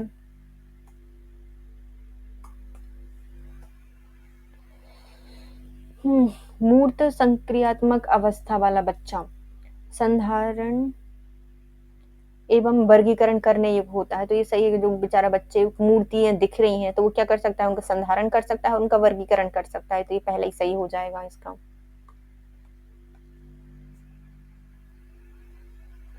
निम्नलिखित में से कौन सी किशोर अवस्था की विशेषता नहीं है? तो किशोर अवस्था में क्या नहीं होता है? तो किशोर अवस्था में रुचियों में परिवर्तन होता है, विद्रोह की भावना आती है, समूह का महत्व होता है, लेकिन खोखली मित्रता नहीं होती। भैया जो किशोर अवस्था में दोस्त बनते हैं वो जिंदगी भर रहते हैं। ब्रजेश के अनुसार 3 वर्ष की शिशु खुश होता है, गुस्सा करता है, यह कौन-सा लक्षण है? किस प्रकार का व्यवहार है? तो जो ब्रजेश हैं इनके द्वारा कहा गया है कि 3 वर्ष का यदि बच्चा खुश हो रहा है, गुस्सा हो रहा है तो उसका संवेगात्मक व्यवहार है, संवेग बता रहा है, वो संवेगात्मक व्यवहार को दर्शा रहा है। किस अवस्था में स्व-सम्मान की भावना सबसे अधिक होती है? मतलब खुद का सम्मान चाहिए, स्व-सम्मान की अवस्था सबसे ज़्यादा होती है, तो ये हो जाएगी हमारी किशोर अवस्था। कौन-सी अवस्था है? किशोर अवस्था। बच्चों के संज्ञानात्मक विकास को सबसे अच्छे तरीके से कहाँ परिभाषित करेंगे? तो जो बच्चे का संवेगात्मक विकास होगा, सबसे अच्छे से हम उसको वर्गीकृत कर पाएँगे विद्यालय और कक्षा में। कहाँ पे? विद्यालय और कक्षा में इसको वर्गीकृत किया जा सकता है, सबसे अच्छे से वर्णन किया जा सकता है। निम्नलिखित में से कौन-सी अवस्था या परिस्थिति में बच्चों का संवेगात्मक एवं सामाजिक विकास अच्छे से होता है? तो किस परिस्थिति में बच्चों का संवेगात्मक और जो सामाजिक विकास होता है वह सबसे अच्छे से होगा? जब बच्चा महत्वपूर्ण माना जाएगा और उनकी भावनाओं का सम्मान किया जाएगा, तब बच्चों का संवेगात्मक और सामाजिक विकास बहुत अच्छे से होगा। निम्नलिखित में से कौन सा आयु समूह परवर्ती बालावस्था श्रेणी के अंतर्गत आता है? तो परवर्ती बाल अवस्था के अंतर्गत कौन सा बच्चा आता है? तो 6 से 11 साल का बच्चा 6 परिवर्ती बाल अवस्था है। परवर्ती बाल अवस्था है 6 से 11 वर्ष की आयु की अवस्था। शैशव अवस्था में बच्चे की क्रियाकलाप होते हैं, जो शैशव अवस्था होते हैं उसमें जो बच्चा क्रियाकलाप करता है वह कैसे होते हैं? मूर्त प्रवृत्त्यात्मक होते हैं। मूल प्रवृत्त्यात्मक क्रियाकलाप करता है, मूल प्रवृत्ति से जो रिलेटेड होंगे वो करेगा। और जो परवर्ती बाल अवस्था होती है वह कौन सी होती है? 6 से 11 वर्ष तक की आयु वाले बच्चों की। एरिक्सन के द्वारा कौन सी अवस्था में बालक अधिक पहल करता है लेकिन बहुत सशक्त भी हो सकता है, जो दोष भावना की ओर ले जाएगा? तो एरिक्सन के अनुसार कौन सी अवस्था है जो बालक अधिक पहल करता है लेकिन बहुत ही सुप्त हो जाता है, मतलब बहुत ज्यादा सख्त हो जाता है और दोष भावनाओं की ओर उसको ले जाता है? तो ये हमारी किशोर अवस्था की बात हो रही है क्या? नहीं। तो ये 3 से 6 साल तक का बच्चा है, पहल बनाम दोष अवस्था, पहल करेगा और दोष भी इसमें होंगे। तो 3 से 6 साल तक के बच्चे में पहल बनाम दोष अवस्था के अंतर्गत किसी भी बालक में अधिक पहल करता है और सशक्त भी हो जाता है और गलत दोष भावना की ओर उसको लेके जाता है। पियाजे के अनुसार मूर्त संक्रियात्मकता की अवस्था किस अवधि में होती है? मूर्त संक्रियात्मकता अवस्था है, जो देखेगा उसे को ही सोचेगा। तो ये है 7 से 11 अवस्था। कौन सी है? मूर्त संक्रियात्मक अवस्था है। साथ साथ दिखाते जाओ, साथ साथ बताते जाओ। तो 7 से 11 वर्ष तक की अवस्था को कहा जाता है मूर्त संक्रियात्मक अवस्था। एक 13 वर्षीय बालक बात बात पर अपने बड़ों से झगड़ा करने लगता है और हमेशा स्वयं को सही साबित करने की कोशिश करता है। यह विकास की किस अवस्था के अंतर्गत आएगा? तो जो 13 साल का बच्चा है वह बात बात पर झगड़ा करेगा, स्वयं को सही साबित करेगा, यह विकास की कौन सी अवस्था में आता है? तो ये आता है किशोर अवस्था के अंतर्गत। गर्भधारण से शिशु के जन्म की अवधि को क्या कहा जाता है? तो गर्भधारण से जो शिशु के जन्म तक की अवस्था होती है इसे कहा जाता है प्रसव पूर्व काल। प्रसव पूर्व काल इसको कहा जाता है, प्रसव पूर्व काल इसको कहा जाता है। 6 से 7 वर्ष का बालक दूसरे बालकों के विचार को स्वीकार करने के योग्य नहीं होता। तो ये क्या है? क्योंकि वह अहम केंद्रित होता है, इसलिए दूसरों की बातों को मानने में सहमत नहीं होता। बाल विकास की परिभाषा का अध्ययन क्षेत्र क्या हो जाएगा? जो बाल विकास की परिभाषा है इसका अध्ययन क्षेत्र होगा किसी बच्चे के संज्ञानात्मक, सामाजिक और दूसरे सामर्थ्यों के क्रमिक विकास के लिए उत्तरदायी होगा। तो किसी बच्चे के बाल विकास की परिभाषा में अध्ययन क्षेत्र क्या होता है? किसी बच्चे के संज्ञानात्मक, सामाजिक और दूसरे सामर्थ्यों के क्रमिक विकास के लिए उत्तरदायी होगा।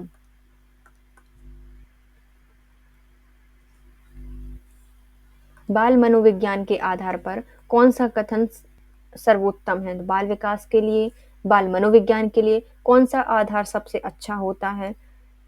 तो प्रत्येक बच्चा विशिष्ट होता है, ये सबसे अच्छी बात है बाल मनोविज्ञान की।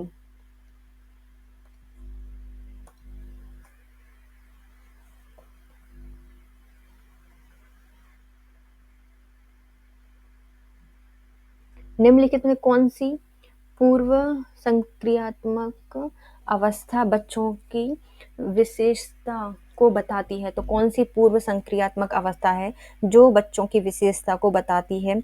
ये है हमारी विचारों की अनु अनुक्रियात्मकता अवस्था। अनु उत्क्रमणीय अवस्था जो होती है वह बच्चों की पूर्व संक्रियात्मक अवस्था बच्चों की विशेषता को बताती है। विचारों की अनुक्रमणीयता। जीन पियाजे के अनुसार बच्चे क्या होते हैं? जो जीन पियाजे हैं इनके द्वारा कहे गए हैं कि बच्चे क्या होते हैं, ज्ञान को सक्रिय रूप से संचरित करते हैं, वे दुनिया में व्यवहार कौशल का प्रयोग करते हैं और अन्वेषण करते हैं। ज्ञान को सक्रिय रूप से संचारित करते हैं, वे दुनिया में व्यवहार कौशल का प्रयोग करते हैं और उनका अन्वेषण करते हैं। जीन पियाजे के अनुसार ज्ञान को सक्रिय रूप से संचारित करते हैं और दुनिया में व्यवहार कौशल का प्रयोग करते हैं, अन्वेषण करते हैं। एक बालक काली गाय और काला कुत्ता और काली वस्तुओं को देखकर डरने लगता है, तो यह किस प्रकार का अनुबंध में निहित है? तो वह बच्चा है, यह उद्दीपक सामान्यीकरण से अनुबंधित है। उद्दीपक सामान्यीकरण से एक समान वस्तुओं को देख के डर रहा है, उद्दीपक हो रहा है। हमारे देश में कई बच्चे एक से अधिक भाषा बोलते हैं। निम्नलिखित में से पता लगाएं, दो भाषाओं को बोलने की क्षमता वाले बच्चों में सही लाभ क्या होगा? जो बच्चे दो भाषाएं बोल रहे हैं उनमें अवधारण गठन में स्वीकृति होगी, विश्लेषणात्मक तर्क में सुविधा होगी और संज्ञानात्मक लचीलेपन की सुविधा होती है। उपयुक्त सभी होती हैं। जो एक से अधिक भाषा बोलने वाले बच्चे होते हैं उनमें अवधारण गठन अधिक होगा, विश्लेषणात्मक तर्क सुविधा होगी और संज्ञानात्मक लचीलेपन की सुविधा होगी। उपयुक्त सभी इसके अंतर्गत होते हैं। एक बालक जो साइकिल चलाना जानता है वह मोटरसाइकिल चलाना सीख रहा है, यह अवधारणा क्या कहलाती है? कोई बालक है, वह साइकिल चलाना जानता है, अब मोटरसाइकिल भी चला रहा है या उसको भी जानता है, तो ये कहलाएगी एक ऊर्ध्व अधिगम अवतरण का सिद्धांत। कौन सा है? ऊर्ध्व अधिगम अवतरण का सिद्धांत।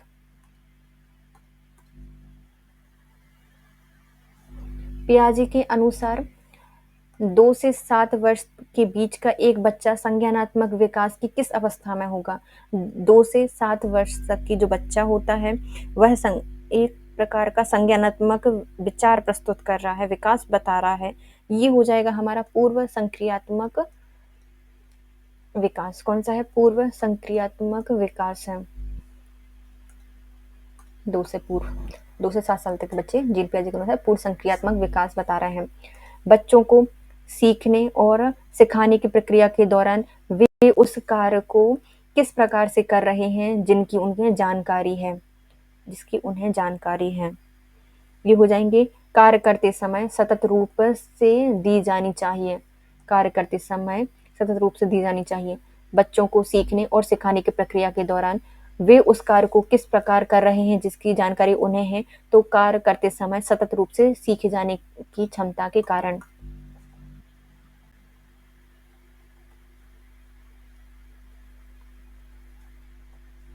आपको लगता है कि आपकी कक्षा में कुछ बच्चे बहुत तेज हैं, गति से सीख रहे हैं और कुछ बच्चे हैं बहुत धीमी गति से सीख रहे हैं। इस परिस्थिति में आप क्या करेंगे? तो यदि आपको लग रहा है कि आपकी कक्षा में कुछ बच्चे हैं बहुत जल्दी-जल्दी सीख रहे हैं और कुछ बच्चे नहीं सीख पा रहे हैं, तो हमें क्या करना पड़ेगा? जो तेज गति से सीखने वाले बच्चे हैं, उनकी सहायता से धीमी गति से सीखने वाले बच्चों को सिखाने लगेंगे हम।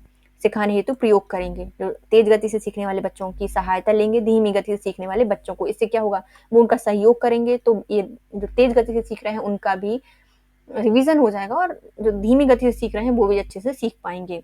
विशेष कठिनाई मानसिक स्वास्थ्य के मुद्दे विशिष्ट अक्षमताओं, शारीरिक एवं विकासात्मक वाले विद्यार्थियों की शिक्षा पद्धति एवं अभ्यास का वर्णन करने के लिए सामान्यतः किस शब्द का प्रयोग किया जाता है? तो विशेष कठिनाई, मानसिक स्वास्थ्य के मुद्दे से संबंधित विशिष्ट अक्षमताओं वाले विद्यार्थियों की शिक्षा पद्धति के अभ्यास का वर्णन करने के लिए हम सामान्यतः किसका प्रयोग करते हैं या किस शब्द का प्रयोग करते हैं? तो इसके लिए हम विशेष शिक्षा शब्द का प्रयोग करते हैं। श्रवण बाधित बच्चों के लिए शिक्षा व्यवस्था के क्षेत्र में किसका नाम उल्लेखनीय है? श्रवण बाधित बच्चों के लिए शिक्षा व्यवस्था में किस शब्द का प्रयोग किया जाता है? तो इसमें किया जाता है हेलेन केलर का। हेलेन केलर का श्रवण बाधित बच्चों के लिए शिक्षा व्याख्या के क्षेत्र में हेलेन केलर का प्रयोग किया जाता है। प्रतिभा संपन्न बालकों की नकारात्मक विशेषता क्या है? जो प्रतिभा संपन्न बालक होते हैं उनकी नकारात्मक व्याख्या है, विशेषता है कि वह क्या करते हैं, कभी कभी अधीरता और ध्यान केंद्रित करना, कभी कभी अधीर हो जाते हैं और ध्यान केंद्रित नहीं कर पाते। यह अच्छी क्यों होती हैं? जो प्रतिभा संपन्न बालक होते हैं यह प्रतिस्पर्धा रखने की प्रवृत्ति होती है, जोखिम लेने की प्रवृत्ति होती है, उपलब्धि उन्मुख होते हैं, लेकिन कभी कभी बहुत ज्यादा अधीर हो जाते हैं और ध्यान केंद्रित नहीं कर पाते एक जगह पर। समावेशित शिक्षा से अभिप्राय है, जो समावेशित शिक्षा है इसका मतलब क्या हो जाएगा? यह बहुकोटि विन्यास द्वारा शिक्षा, बहुकोटि विन्यास के द्वारा जो शिक्षा दी जाती है उन्हें समावेशी शिक्षा कही जाती है। क्लाउड पिक्चर टेस्ट निम्नलिखित में से किसके मापन में प्रयुक्त किया जाता है? जो क्लाउड पिक्चर टेस्ट है इसका प्रयोग किया जाता है हमारे व्यक्तित्व के लिए। क्लाउड कैसे होते हैं? धुंधले धुंधले होते हैं, हम इससे अपना व्यक्तित्व ज्ञात कर सकते हैं क्लाउड पिक्चर टेस्ट से। जर्मन फ्राइड के अनुसार हमारे मूल्यों का आंतरिकीकरण डैश में होता है। जो जर्मन फ्राइड है इनके अनुसार जो हमारे मूल्य होते हैं उनका आंतरिकीकरण किसके माध्यम से होगा? इनका जो आंतरिकीकरण होता है वह परम यहम होता है, परम यहम, हम परम हम डेट, DAT किसका मापन करता है? जो डेट होता है वह किसका मापन करता है? तो अभी क्षमता का करता है। किसका करता है? अभी क्षमता का करता है डेट। बालकों की बुद्धि को मापने के लिए पहला बुद्धि परीक्षण का निर्माण किसके द्वारा किया गया है? जो बच्चे होते हैं, बुद्धि होती है, उनको मापने का जो पहला बुद्धि परीक्षण टेस्ट होता है, निर्माण होता है, यह सबसे पहले किया गया है हमारे अल्फ्रेड बने के द्वारा। किसके द्वारा किया गया है? अल्फ्रेड बने के द्वारा किया गया है। बालकों की बुद्धि को मापने के लिए जो पहला बुद्धि परीक्षण किया गया है अल्फ्रेड बने के द्वारा। जिन बालकों की बुद्धि लब्धि डैश होती है सामान्यतः उन्हें मानसिक न्यूनता ग्रसित की श्रेणी में रखा जाएगा। तो जिनकी बुद्धि लब्धि कितनी होती है? तो मानसिक न्यून रखेंगे तो हम 70 से यदि किसी बालक की बुद्धि लब्धि IQ कम होगा तो वह कैसा होगा? मानसिक न्यूनता ग्रस्त होगा।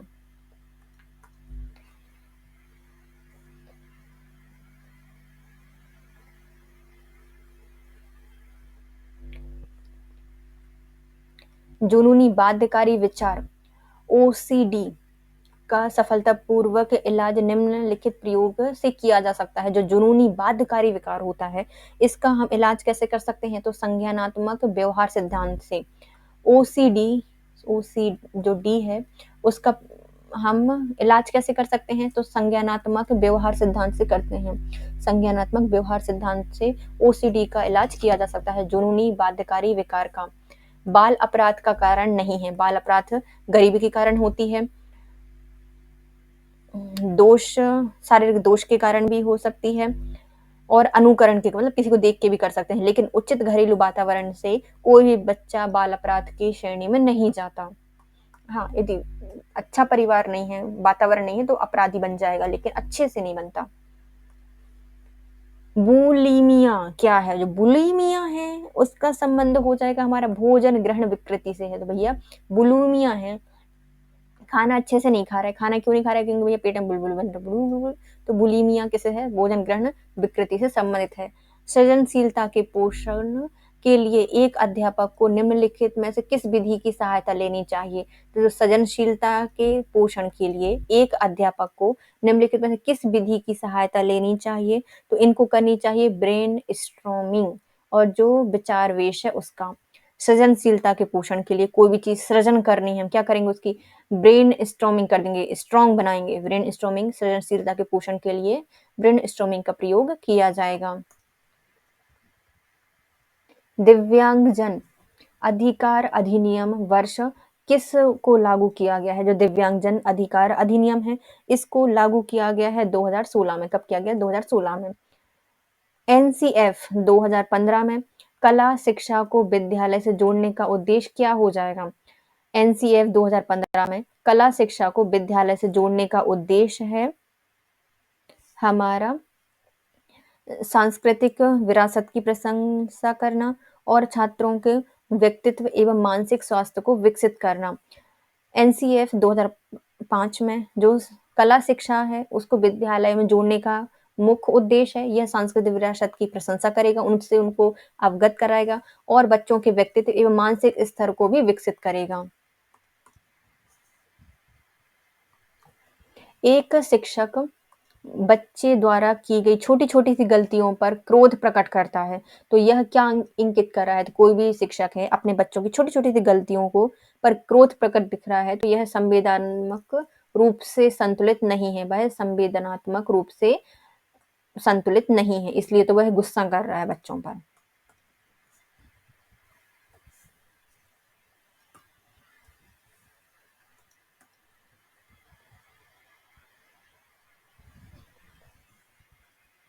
संकेमिकित समेकित शिक्षा इंगित करती है, जो समेकित शिक्षा होती है वह क्या बताती है? तो वह सामान्य बच्चों एवं विभिन्न रूप से जो योग्य बच्चे होते हैं उनके लिए एक ही स्कूल की बात करती है सामान्य बच्चों, और जो विभिन्न बच्चे होते हैं विभिन्न रूप से योग्य बच्चे होते हैं उनके लिए एक ही स्कूल शिक्षा के बारे में बात करती है समेकित शिक्षा। खिलौने की आयु कही जाती है, जो खिलौने की आयु है वह किससे संबंधित है? खिलौने की आयु मतलब हमारी पूर्व बाल अवस्था, पूर्व बाल अवस्था खिलौने की आयु कहलाती है। निम्नलिखित में कौन सी पूर्व बाल अवस्था की विशेषता नहीं है? तो जो पूर्व बाल अवस्था होती है उसकी विशेषता होती है दल और समूह में रहने की अवस्था, पूर्व बाल अवस्था में रहते हैं। अनुकरण करने की अवस्था, हम सबको देख के सीखते हैं। प्रश्न करने की अवस्था भी पूर्व बाल अवस्था होती है, लेकिन खेलने की अवस्था पूर्व बाल अवस्था की विशेषता नहीं है, बल्कि ये खुद ही होती है ना?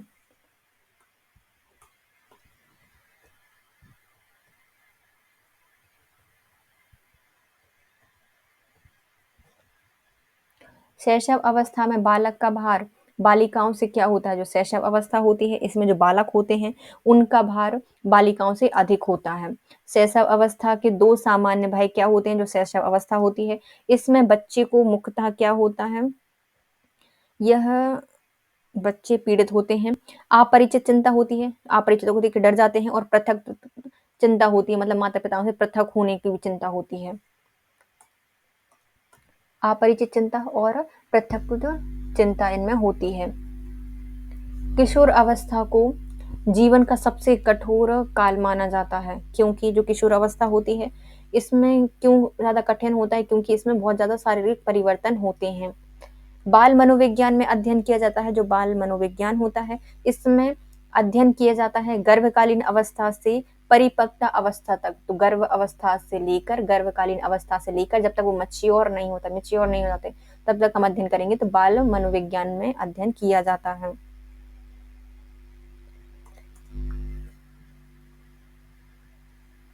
निम्नलिखित में से कौन सी शैशव अवस्था को सीखने का आदर्श काल माना जाता है, या कहा है सीखने का आदर्श काल क्या है? शैशव अवस्था है, किसने कहा है? वैलेंटाइन के द्वारा ये कहा गया है। किसने कहा है? वैलेंटाइन ने कहा है। सीखने के वे कौन से कारक होते हैं जो सीखने को प्रभावित करते हैं? सीखने के भी कारक जो सीखने को प्रभावित करते हैं वो कहलाते हैं हमारे शिक्षार्थी का शारीरिक एवं मानसिक स्वास्थ्य, प्रेरणा एवं उपलब्धि की अभिप्रेरणा स्तर, मतलब कितना मोटिवेट कर रहा है, उत्सुकता एवं इच्छा शक्ति, उपयुक्त सभी सीखने को प्रभावित करते हैं किसी व्यक्ति की।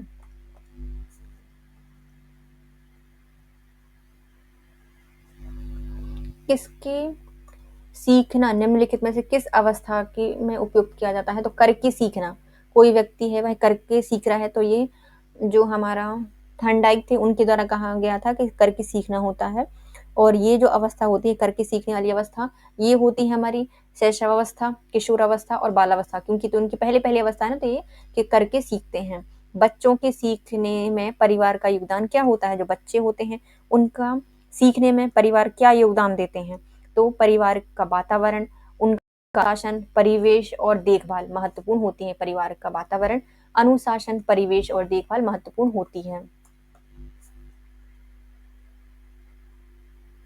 जब बच्चा दूसरों के कार्य या व्यवहार को देखकर उसी तरह कार्य या व्यवहार करता है तो उसे क्या कहा जाता है? उसे कहा जाता है अनुकरण का सिद्धांत। जब कोई बच्चा किसी को देखकर अनुकरण करता है, अनुकरण सिद्धांत कहलाता है। बालकों में स्व-अध्याय की आदत के विकास का सर्वोत्तम तरीका कौन सा होता है? जो बच्चे होते हैं स्व-अध्याय की आदत के विकास का सर्वोत्तम तरीका होता है स्व-अध्याय का, वह क्या है? बच्चों के सामने स्वयं पढ़ना, ये स्व-अध्याय होता है। बच्चों के सामने स्वयं पढ़ना, ये उनके स्व-अध्याय को बताएगा।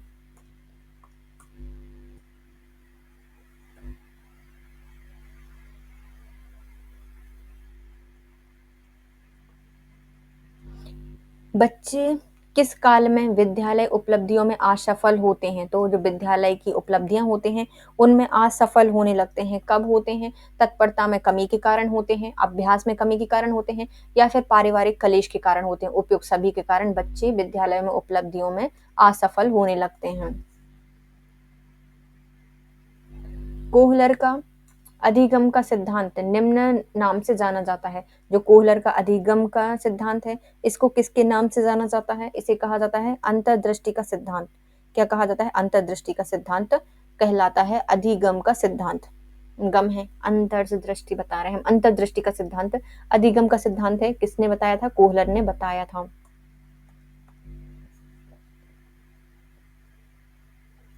कक्ष में अधिगमन करने का महत्वपूर्ण नियम है। जो कक्ष में अधिगमन का जो महत्वपूर्ण नियम है, ये कौन सा हो जाएगा? उपस्थिति का नियम। कक्षा में उपस्थित हो, कक्ष में उपस्थित, अधिगमन का सिद्धांत उपस्थिति का नियम है। भाषा क्या होती है? जो भाषा होती है यह हमें अर्जित करनी पड़ती है, ये हमारी अर्जित संपत्ति होती है भाषा।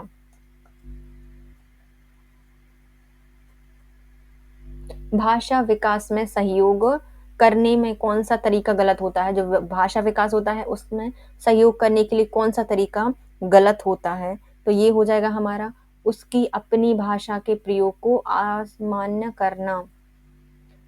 उसकी अपनी भाषा के प्रयोग को अमान्य करना भाषा विकास के सहयोग का गलत तरीका होता है। भाषा के प्रयोग को अमान्य करना। बालकों के सामाजिक विकास में सबसे महत्वपूर्ण होता है, जो बालक होता है उसके सामाजिक विकास में महत्वपूर्ण होता है क्या? तो उनका वातावरण। बच्चों की अपनी भाषा के प्रयोग को अमान्य करना उनको गलत तरीका हो जाएगा उनके विकास के लिए, भाषा विकास के लिए। बच्चे जो बोल रहे हैं उसको बोलने दो। किसी विद्यालय में प्रजातांत्रिक मूल्यों के संरक्षण की कसौटी होती है। तो जो हमारे विद्यालय होता है प्रजातांत्रिक मूल्यों के संरक्षण की कसौटी है। यह छात्रों के अभियोग्यताओं एवं रुचि का विकास करता है, छात्रों की ज्ञान संबंधी आवश्यकताओं की संतुष्टि करता है, छात्रों के सामाजिक विकास की पूर्ति करता है। तो उपयुक्त सभी इसका आंसर हो जाएगा।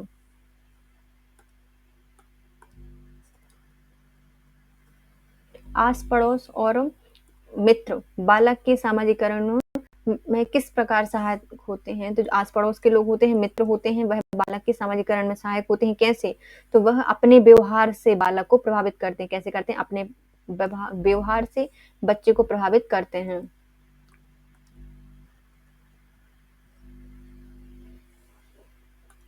विद्यालय सामाजिकरण के क्षेत्र में न केवल इसका अभिकरण करता है अपितु यह समाज की संस्कृति की प्रगति का भी संरक्षक होता है।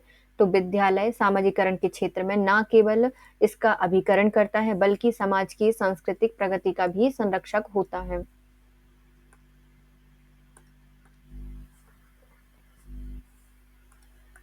यहाँ हमारे 200 क्वेश्चंस कंप्लीट हो गए हैं ना।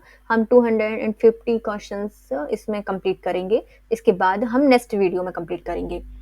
यदि आपको हमारा वीडियो थोड़ा सा भी यूजफुल लग रहा है ना, तो वीडियो को लाइक कर दीजिएगा और कमेंट कर दीजिए और चैनल को सब्सक्राइब कीजिए।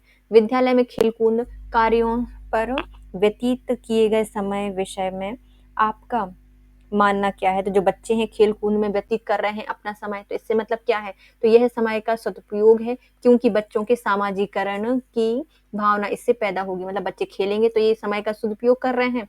इससे क्या होगा? बच्चे सामाजिकरण की भावना इससे पैदा कर सकते हैं, सीख सकते हैं। बालक के सामाजिकरण हेतु शिक्षा वह कार्य होते हैं जो बच्चों का सामाजिकरण होता है, उसके लिए शिक्षा क्या कार्य करती है? तो शिक्षा इसमें कार्य करती है, शिक्षक और बालकों में सहयोग विकसित करती है, संस्कृति के हस्तांतरण में सहायक होती है, वैज्ञानिक और तकनीकी प्रगति से अवगत कराती है। वैज्ञानिक और तकनीकी प्रगति से इसको अवगत कराना। बालक के सामाजिकरण के लिए शिक्षा का योगदान होता है, शिक्षा का बालकों में सहयोग करेगी, संस्कृति का स्थानांतरित करेगी, वैज्ञानिक एवं तकनीकी प्रगति से अवगत कराएगी। उपयुक्त सभी। भाषा सामाजिकरण का महत्वपूर्ण तथ्य है, क्योंकि जो भाषा होती है सामाजिकरण का महत्वपूर्ण तथ्य होती है, क्योंकि बालक इसे क्या करेगा? तो भाषा से बालक भाषा के बिना भी संकेत से दूसरे से व्यवहार करता है। भाषा पर अधिकार पाने के बाद ही सामाजिक बनता है। देखो भाषा क्या है? तो सामाजिकरण का महत्वपूर्ण तत्व क्यों है? क्योंकि इस भाषा के बिना संकेतों से दूसरों से व्यवहार करना पड़ेगा, और भाषा पर यदि हमने अधिकार प्राप्त कर लिया तो हम अच्छे सामाजिक बन सकते हैं। विचार प्रकट करने और विचारों को ग्रहण करने में भाषा का ज्ञान सहायक होता है। उपयुक्त सभी। परिवार में बालक है जो, उसका सामाजिकरण बालक की किस प्रवृत्ति के कारण संभव होगा? जो बालक का सामाजिकरण कैसे होगा परिवार में? तो ये उसके अनुकरण से होगा। बालक जो परिवार में देखेगा उसका अनुकरण करेगा और उसका सामाजिकरण हो जाएगा। अध्यापक को सामाजिक मूल्यों के प्रति जागरूक क्यों होना चाहिए? जो अध्यापक है उसको सामाजिक मूल्यों के प्रति जागरूक होना चाहिए। क्यों? जिससे कि वह समाज की धरोहर को जीवित रख सके। इसलिए सामाजिक मूल्यों के प्रति जागरूक होना चाहिए अध्यापक को, धरोहर को जीवित रखने के लिए। एक अतिरिक्त ऊर्जावान छात्र को जरूरत होती है। जो बहुत ज्यादा अतिरिक्त ऊर्जावान छात्र है उसके लिए जरूरी है क्या? विशेष प्रोत्साहन की। उसे वही प्रोत्साहित करते रहो, उसकी ऊर्जा को सकारात्मक बनाते रहो। 12 वर्ष की आयु के एक सामान्य बालक ने अधिकतम संभव होता है, जो 12 वर्ष का बालक होता है, एक सामान्य बच्चों में अधिकतम क्या संभव होता है? इसमें संभव होता है उनमें समग्र मोटर समन्वय की दिक्कत होती है, उनमें समान मोटर समन्वय की दिक्कत होती है। आयु के एक सामान्य और अधिकतम संभव होता है। संवेगात्मक विकास में किस अवस्था में तीव्र परिवर्तन होता है? संवेगात्मक विकास में सबसे ज्यादा तीव्र परिवर्तन किसमें होता है? किशोर अवस्था में होता है। किसमें होता है? किशोर अवस्था में होता है। उचित संवेगात्मक संतुलन का अनिवार्य घटक क्या है? तो उचित संवेगात्मक संतुलन का अनिवार्य घटक है संवेगात्मक घटना के प्रति अनुकूलन एवं सामाजिक नियमों के संदर्भ में अनुक्रिया। संवेगात्मक घटनाओं के प्रति अनुकूलन और सामाजिक नियमों के संदर्भ में अनुक्रिया।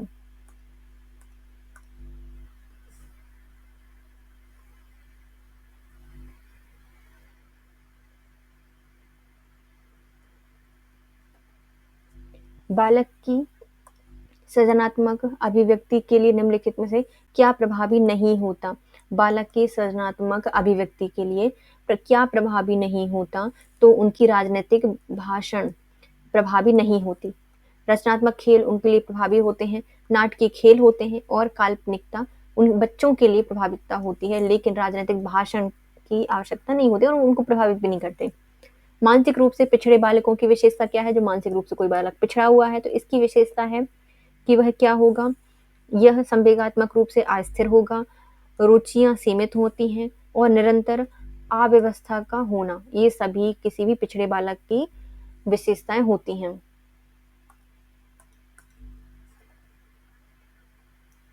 दृष्टि से संबंधित दोष मानव के किस पर प्रभाव नहीं डालता? तो दृष्टि से संबंधित कोई भी दोष है, यह व्यक्ति के सामाजिक और मानसिक रूप से प्रभाव डालता है, शैक्षणिक और व्यावसायिक रूप से प्रभाव डालता है और संवेगात्मक रूप से प्रभाव डालता है, लेकिन उसके सांस्कृतिक रूप पर प्रभाव नहीं डालता, सांस्कृतिक रूप से उसको प्रभावित नहीं करता।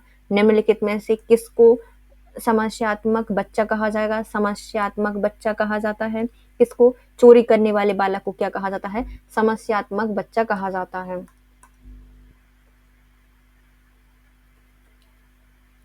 जो बालक मानसिक दृष्टि से पिछड़ा हुआ है वह क्या होंगे? तो कोई भी बालक है वह मानसिक रूप से पिछड़ा हुआ है, इसका मतलब क्या है? वह अनुशासनहीन है। क्या है? अनुशासनहीन है। मानसिक रूप से पिछड़ा बालक अनुशासनहीन होता है। शारीरिक अस्वस्थता, काम प्रवृत्ति का प्रवाह और मंद गति के विकास बाल अपराध के किस कारण के अंतर्गत आते हैं? तो शारीरिक अस्वस्थता, काम प्रवृत्ति का प्रवाह और मंद गति का विकास बाल अपराध के किस कारण के अंतर्गत आते हैं? तो ये बताते हैं उनके व्यक्तिगत कारण है। कौन से हैं? व्यक्तिगत कारण है। शारीरिक अस्वस्थता, काम प्रवृत्ति का प्रवाह और मंद गति से विकास, यह व्यक्ति के व्यक्तिगत कारण है।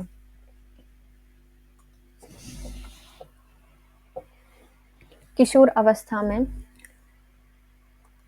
संरक्षण की आवश्यकता किस क्षेत्र में होती है? तो किशोर अवस्था में संरक्षण की आवश्यकता किस अवस्था में होती है?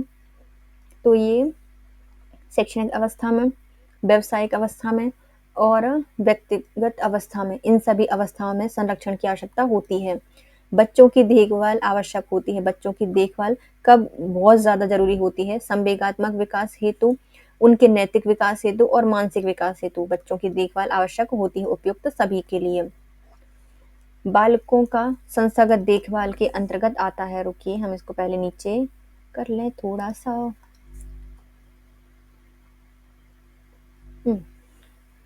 जो बच्चों की संस्थागत देखभाल के अंतर्गत क्या आता है? उनका शारीरिक विकास, चरित्र विकास और मानसिक विकास, उपयुक्त सभी किसमें आते हैं? संस्थागत देखभाल के अंतर्गत आते हैं।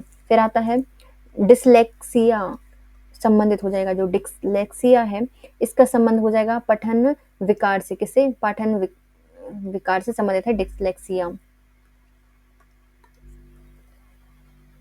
निःशक्त बच्चों के लिए समेकित शिक्षा की केंद्रीय प्रायोजित योजना का उद्देश्य है डैश में निःशक्त बच्चों के शैक्षणिक अवसर उपलब्ध कराना। निःशक्त बच्चों के लिए समेकित शिक्षा की केंद्रीय प्रायोजित योजना का उद्देश्य है कि निःशक्त बच्चों को शैक्षणिक अवसर उपलब्ध कराना। इनके लिए क्या होता है? इनके लिए होती है नियमित विद्यालय। कौन सी होती है? नियमित विद्यालय। भारत में एड्स और HIV महामारी की पहली घटना किस वर्ष संज्ञान में आई थी? तो ये आई थी 1886 में। कब आई है? 1886 में सबसे पहले एड्स का मरीज देखा गया था।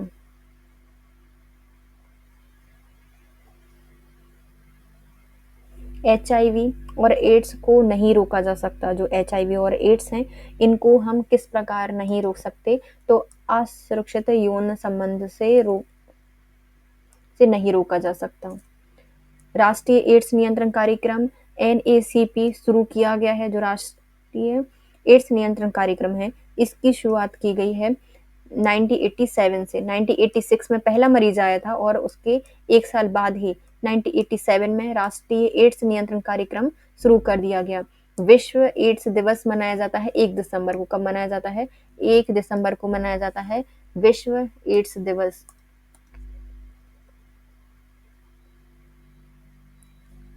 किसी जिज्ञासु छात्र को प्रेरित करने के लिए निम्नलिखित में से कारगर उपाय क्या होगा? तो एक जिज्ञासु छात्र को प्रेरित करने के लिए सबसे अच्छा कारगर उपाय होगा, हम उसको क्या करेंगे? उसकी प्रशंसा कर देंगे तो भैया वो क्या हो जाएगा? जिज्ञासु बन जाएगा। बच्चों के व्यवहार मुख्यतः किससे प्रभावित होते हैं? जो बच्चों का व्यवहार होता है वह प्रभावित होते हैं उनकी बुद्धि से। किससे प्रभावित होते हैं? उनकी बुद्धि से प्रभावित होते हैं। सीखने की प्रक्रिया में विद्यार्थियों द्वारा की गई त्रुटियों के संबंध में अपनी दृष्टि में निम्नलिखित में से कौन सा कथन सर्वोत्तम है? सीखने की प्रक्रिया में विद्यार्थी द्वारा की गई त्रुटियों के संबंध में अपनी दृष्टि में निम्नलिखित में कौन सा कथन सर्वोच्च हो जाएगा? तो ये होता है हमारा त्रुटियां अधिगम प्रक्रिया का भाग होती हैं। त्रुटियां क्या होती हैं? अधिगम प्रक्रिया का भाग होती हैं। सामाजिक पैमाने की विधि के अनुसार निम्नलिखित में से सुपरस्टार या अति मानव वह होता है जिसे तो सामाजिक पैमाने की विधि के अनुसार जो सुपरस्टार होता है वह क्या होता है, वह ज़्यादातर लोगों द्वारा चयन किया जाता है। सुपरस्टार क्या होता है, ज़्यादातर लोगों के द्वारा चयन किया जाता है। थर्नडाइक का सिद्धांत निम्नलिखित में से किस वर्ग के तहत सूचीबद्ध किया जाता है? जो थर्नडाइक का सिद्धांत है, इसको सूचीबद्ध किया जाता है व्यवहारिकता के सिद्धांत पर। थर्नडाइक का सिद्धांत है, व्यवहारिकता का सिद्धांत बताता है। तत्परता का सिद्धांत किसके द्वारा दिया गया है? तो ये दिया गया है थर्नडाइक के द्वारा। थर्नडाइक के द्वारा दिया गया है। थर्नडाइक के द्वारा व्यवहारिकता का सिद्धांत और तत्परता का सिद्धांत दिए गए हैं। प्राकृतिक पर्यावरण में सम्मिलित होता है। जो प्राकृतिक पर्यावरण होता है, इसमें जैव और अजैव जो होते हैं तथ्य, वो प्राकृतिक पर्यावरण में शामिल होते हैं। मास्टर ग्लैंड का नाम क्या है? तो मास्टर ग्लैंड जानी जाती है हमारी पीयूष ग्रंथि। कौन से सीखना स्थायी होता है? तो हम किसको करके स्थायी सीख सकते हैं? तो समझकर सीखना स्थायी होता है।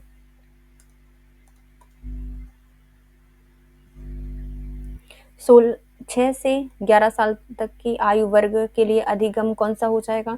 जो 6 से 11 वर्ष तक के बच्चे होंगे उनके लिए किस प्रकार का अधिगम होता है? तो ज्ञान निर्माण की एक सक्रिय प्रक्रिया के द्वारा, ज्ञान निर्माण की सक्रिय प्रक्रिया के द्वारा 6 से 11 वर्ष की आयु के वर्ग के जो अधिगम हो जाता है वो होता है ज्ञान निर्माण की एक सक्रिय प्रक्रिया है।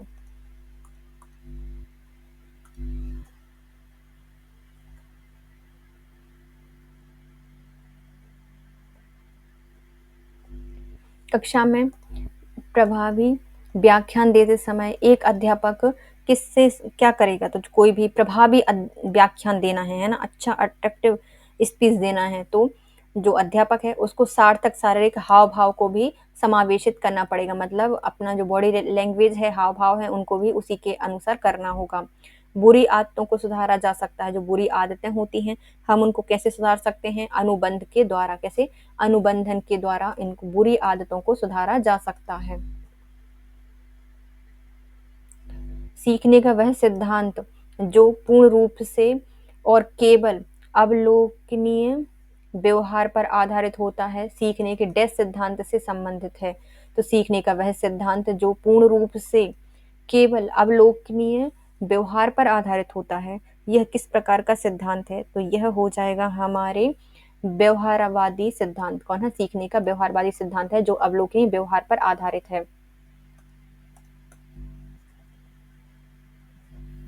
निम्नलिखित में से कौन सा कथन सत्य है? तो निम्नलिखित में से हमें कथन में सत्य बताना है।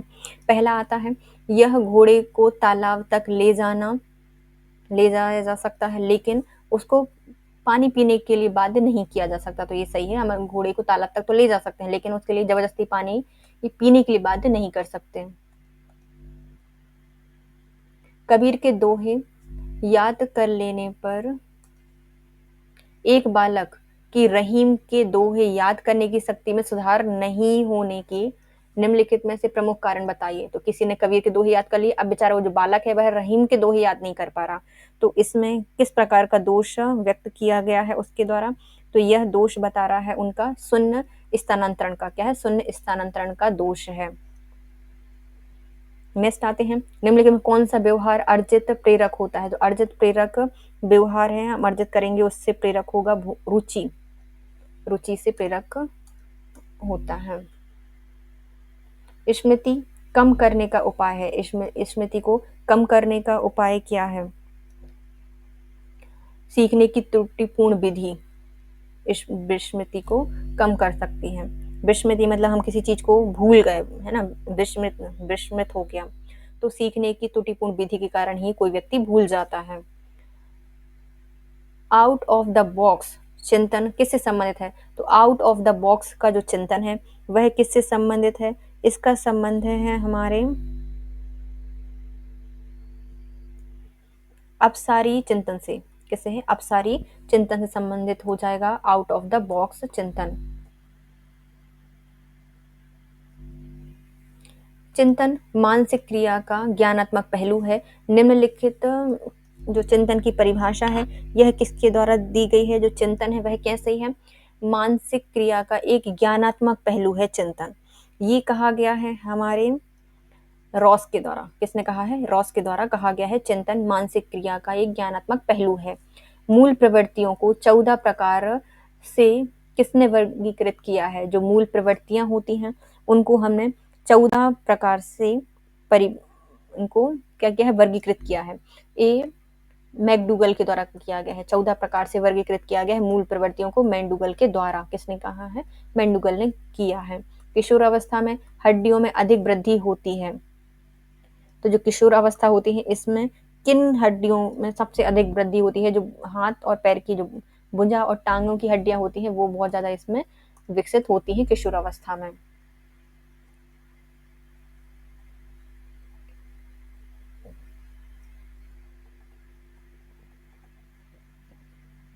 श्रवण में विकृति मापी जाती है।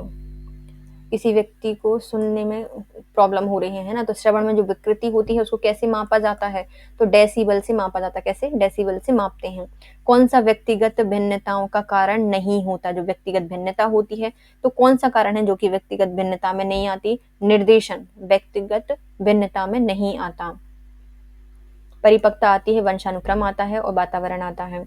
एक बच्चा सदैव दूसरों के प्रति सहानुभूति दिखाता है, तो यह उसकी किस प्रकार की आदत है? तो एक बच्चा है दूसरों के प्रति सहानुभूति दिखा रहा है, तो भावना संबंधी आदत है। कैसी है? भावना संबंधी आदत है।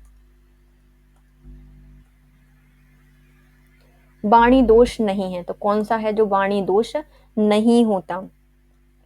धीमी और तेज गति से बोलना कोई भी वाणी दोष नहीं होता। रेंजुली प्रतिभाशाली की अपनी डैश परिभाषा के लिए जाने जाते हैं। जो रेंजुली हैं अपनी प्रतिभाशालिता की किस परिभाषा के लिए जाने जाते हैं? तो ये जाने जाते हैं त्रिवृत्तीय परिभाषा के लिए। कैसा है? इन्होंने 3 वृत्तीय बनाए। ऐसे 3 वृत्तीय संरचना है ना, त्रिवृत्तीय संरचना है और इसमें ये दौड़ रहे हैं, ऐसे रन कर रहे हैं। रेंजुली प्रतिभाशाली जो परिभाषा है त्रिवृत्तीय इनके द्वारा बताई गई है। 250 क्वेश्चन हम कंप्लीट कर चुके हैं। अब 251वां क्वेश्चन है। विशेष आवश्यकता वाले बच्चों को शैक्षणिक उपलब्ध कराई जाती है। जो शिक्षा होती है किस प्रकार की उपलब्ध कराई जाएगी? विशेष आवश्यकता वाले बच्चे के लिए, तो इनके लिए अन्य सामान्य बच्चों के साथ शिक्षा देना प्रारंभ किया जाएगा।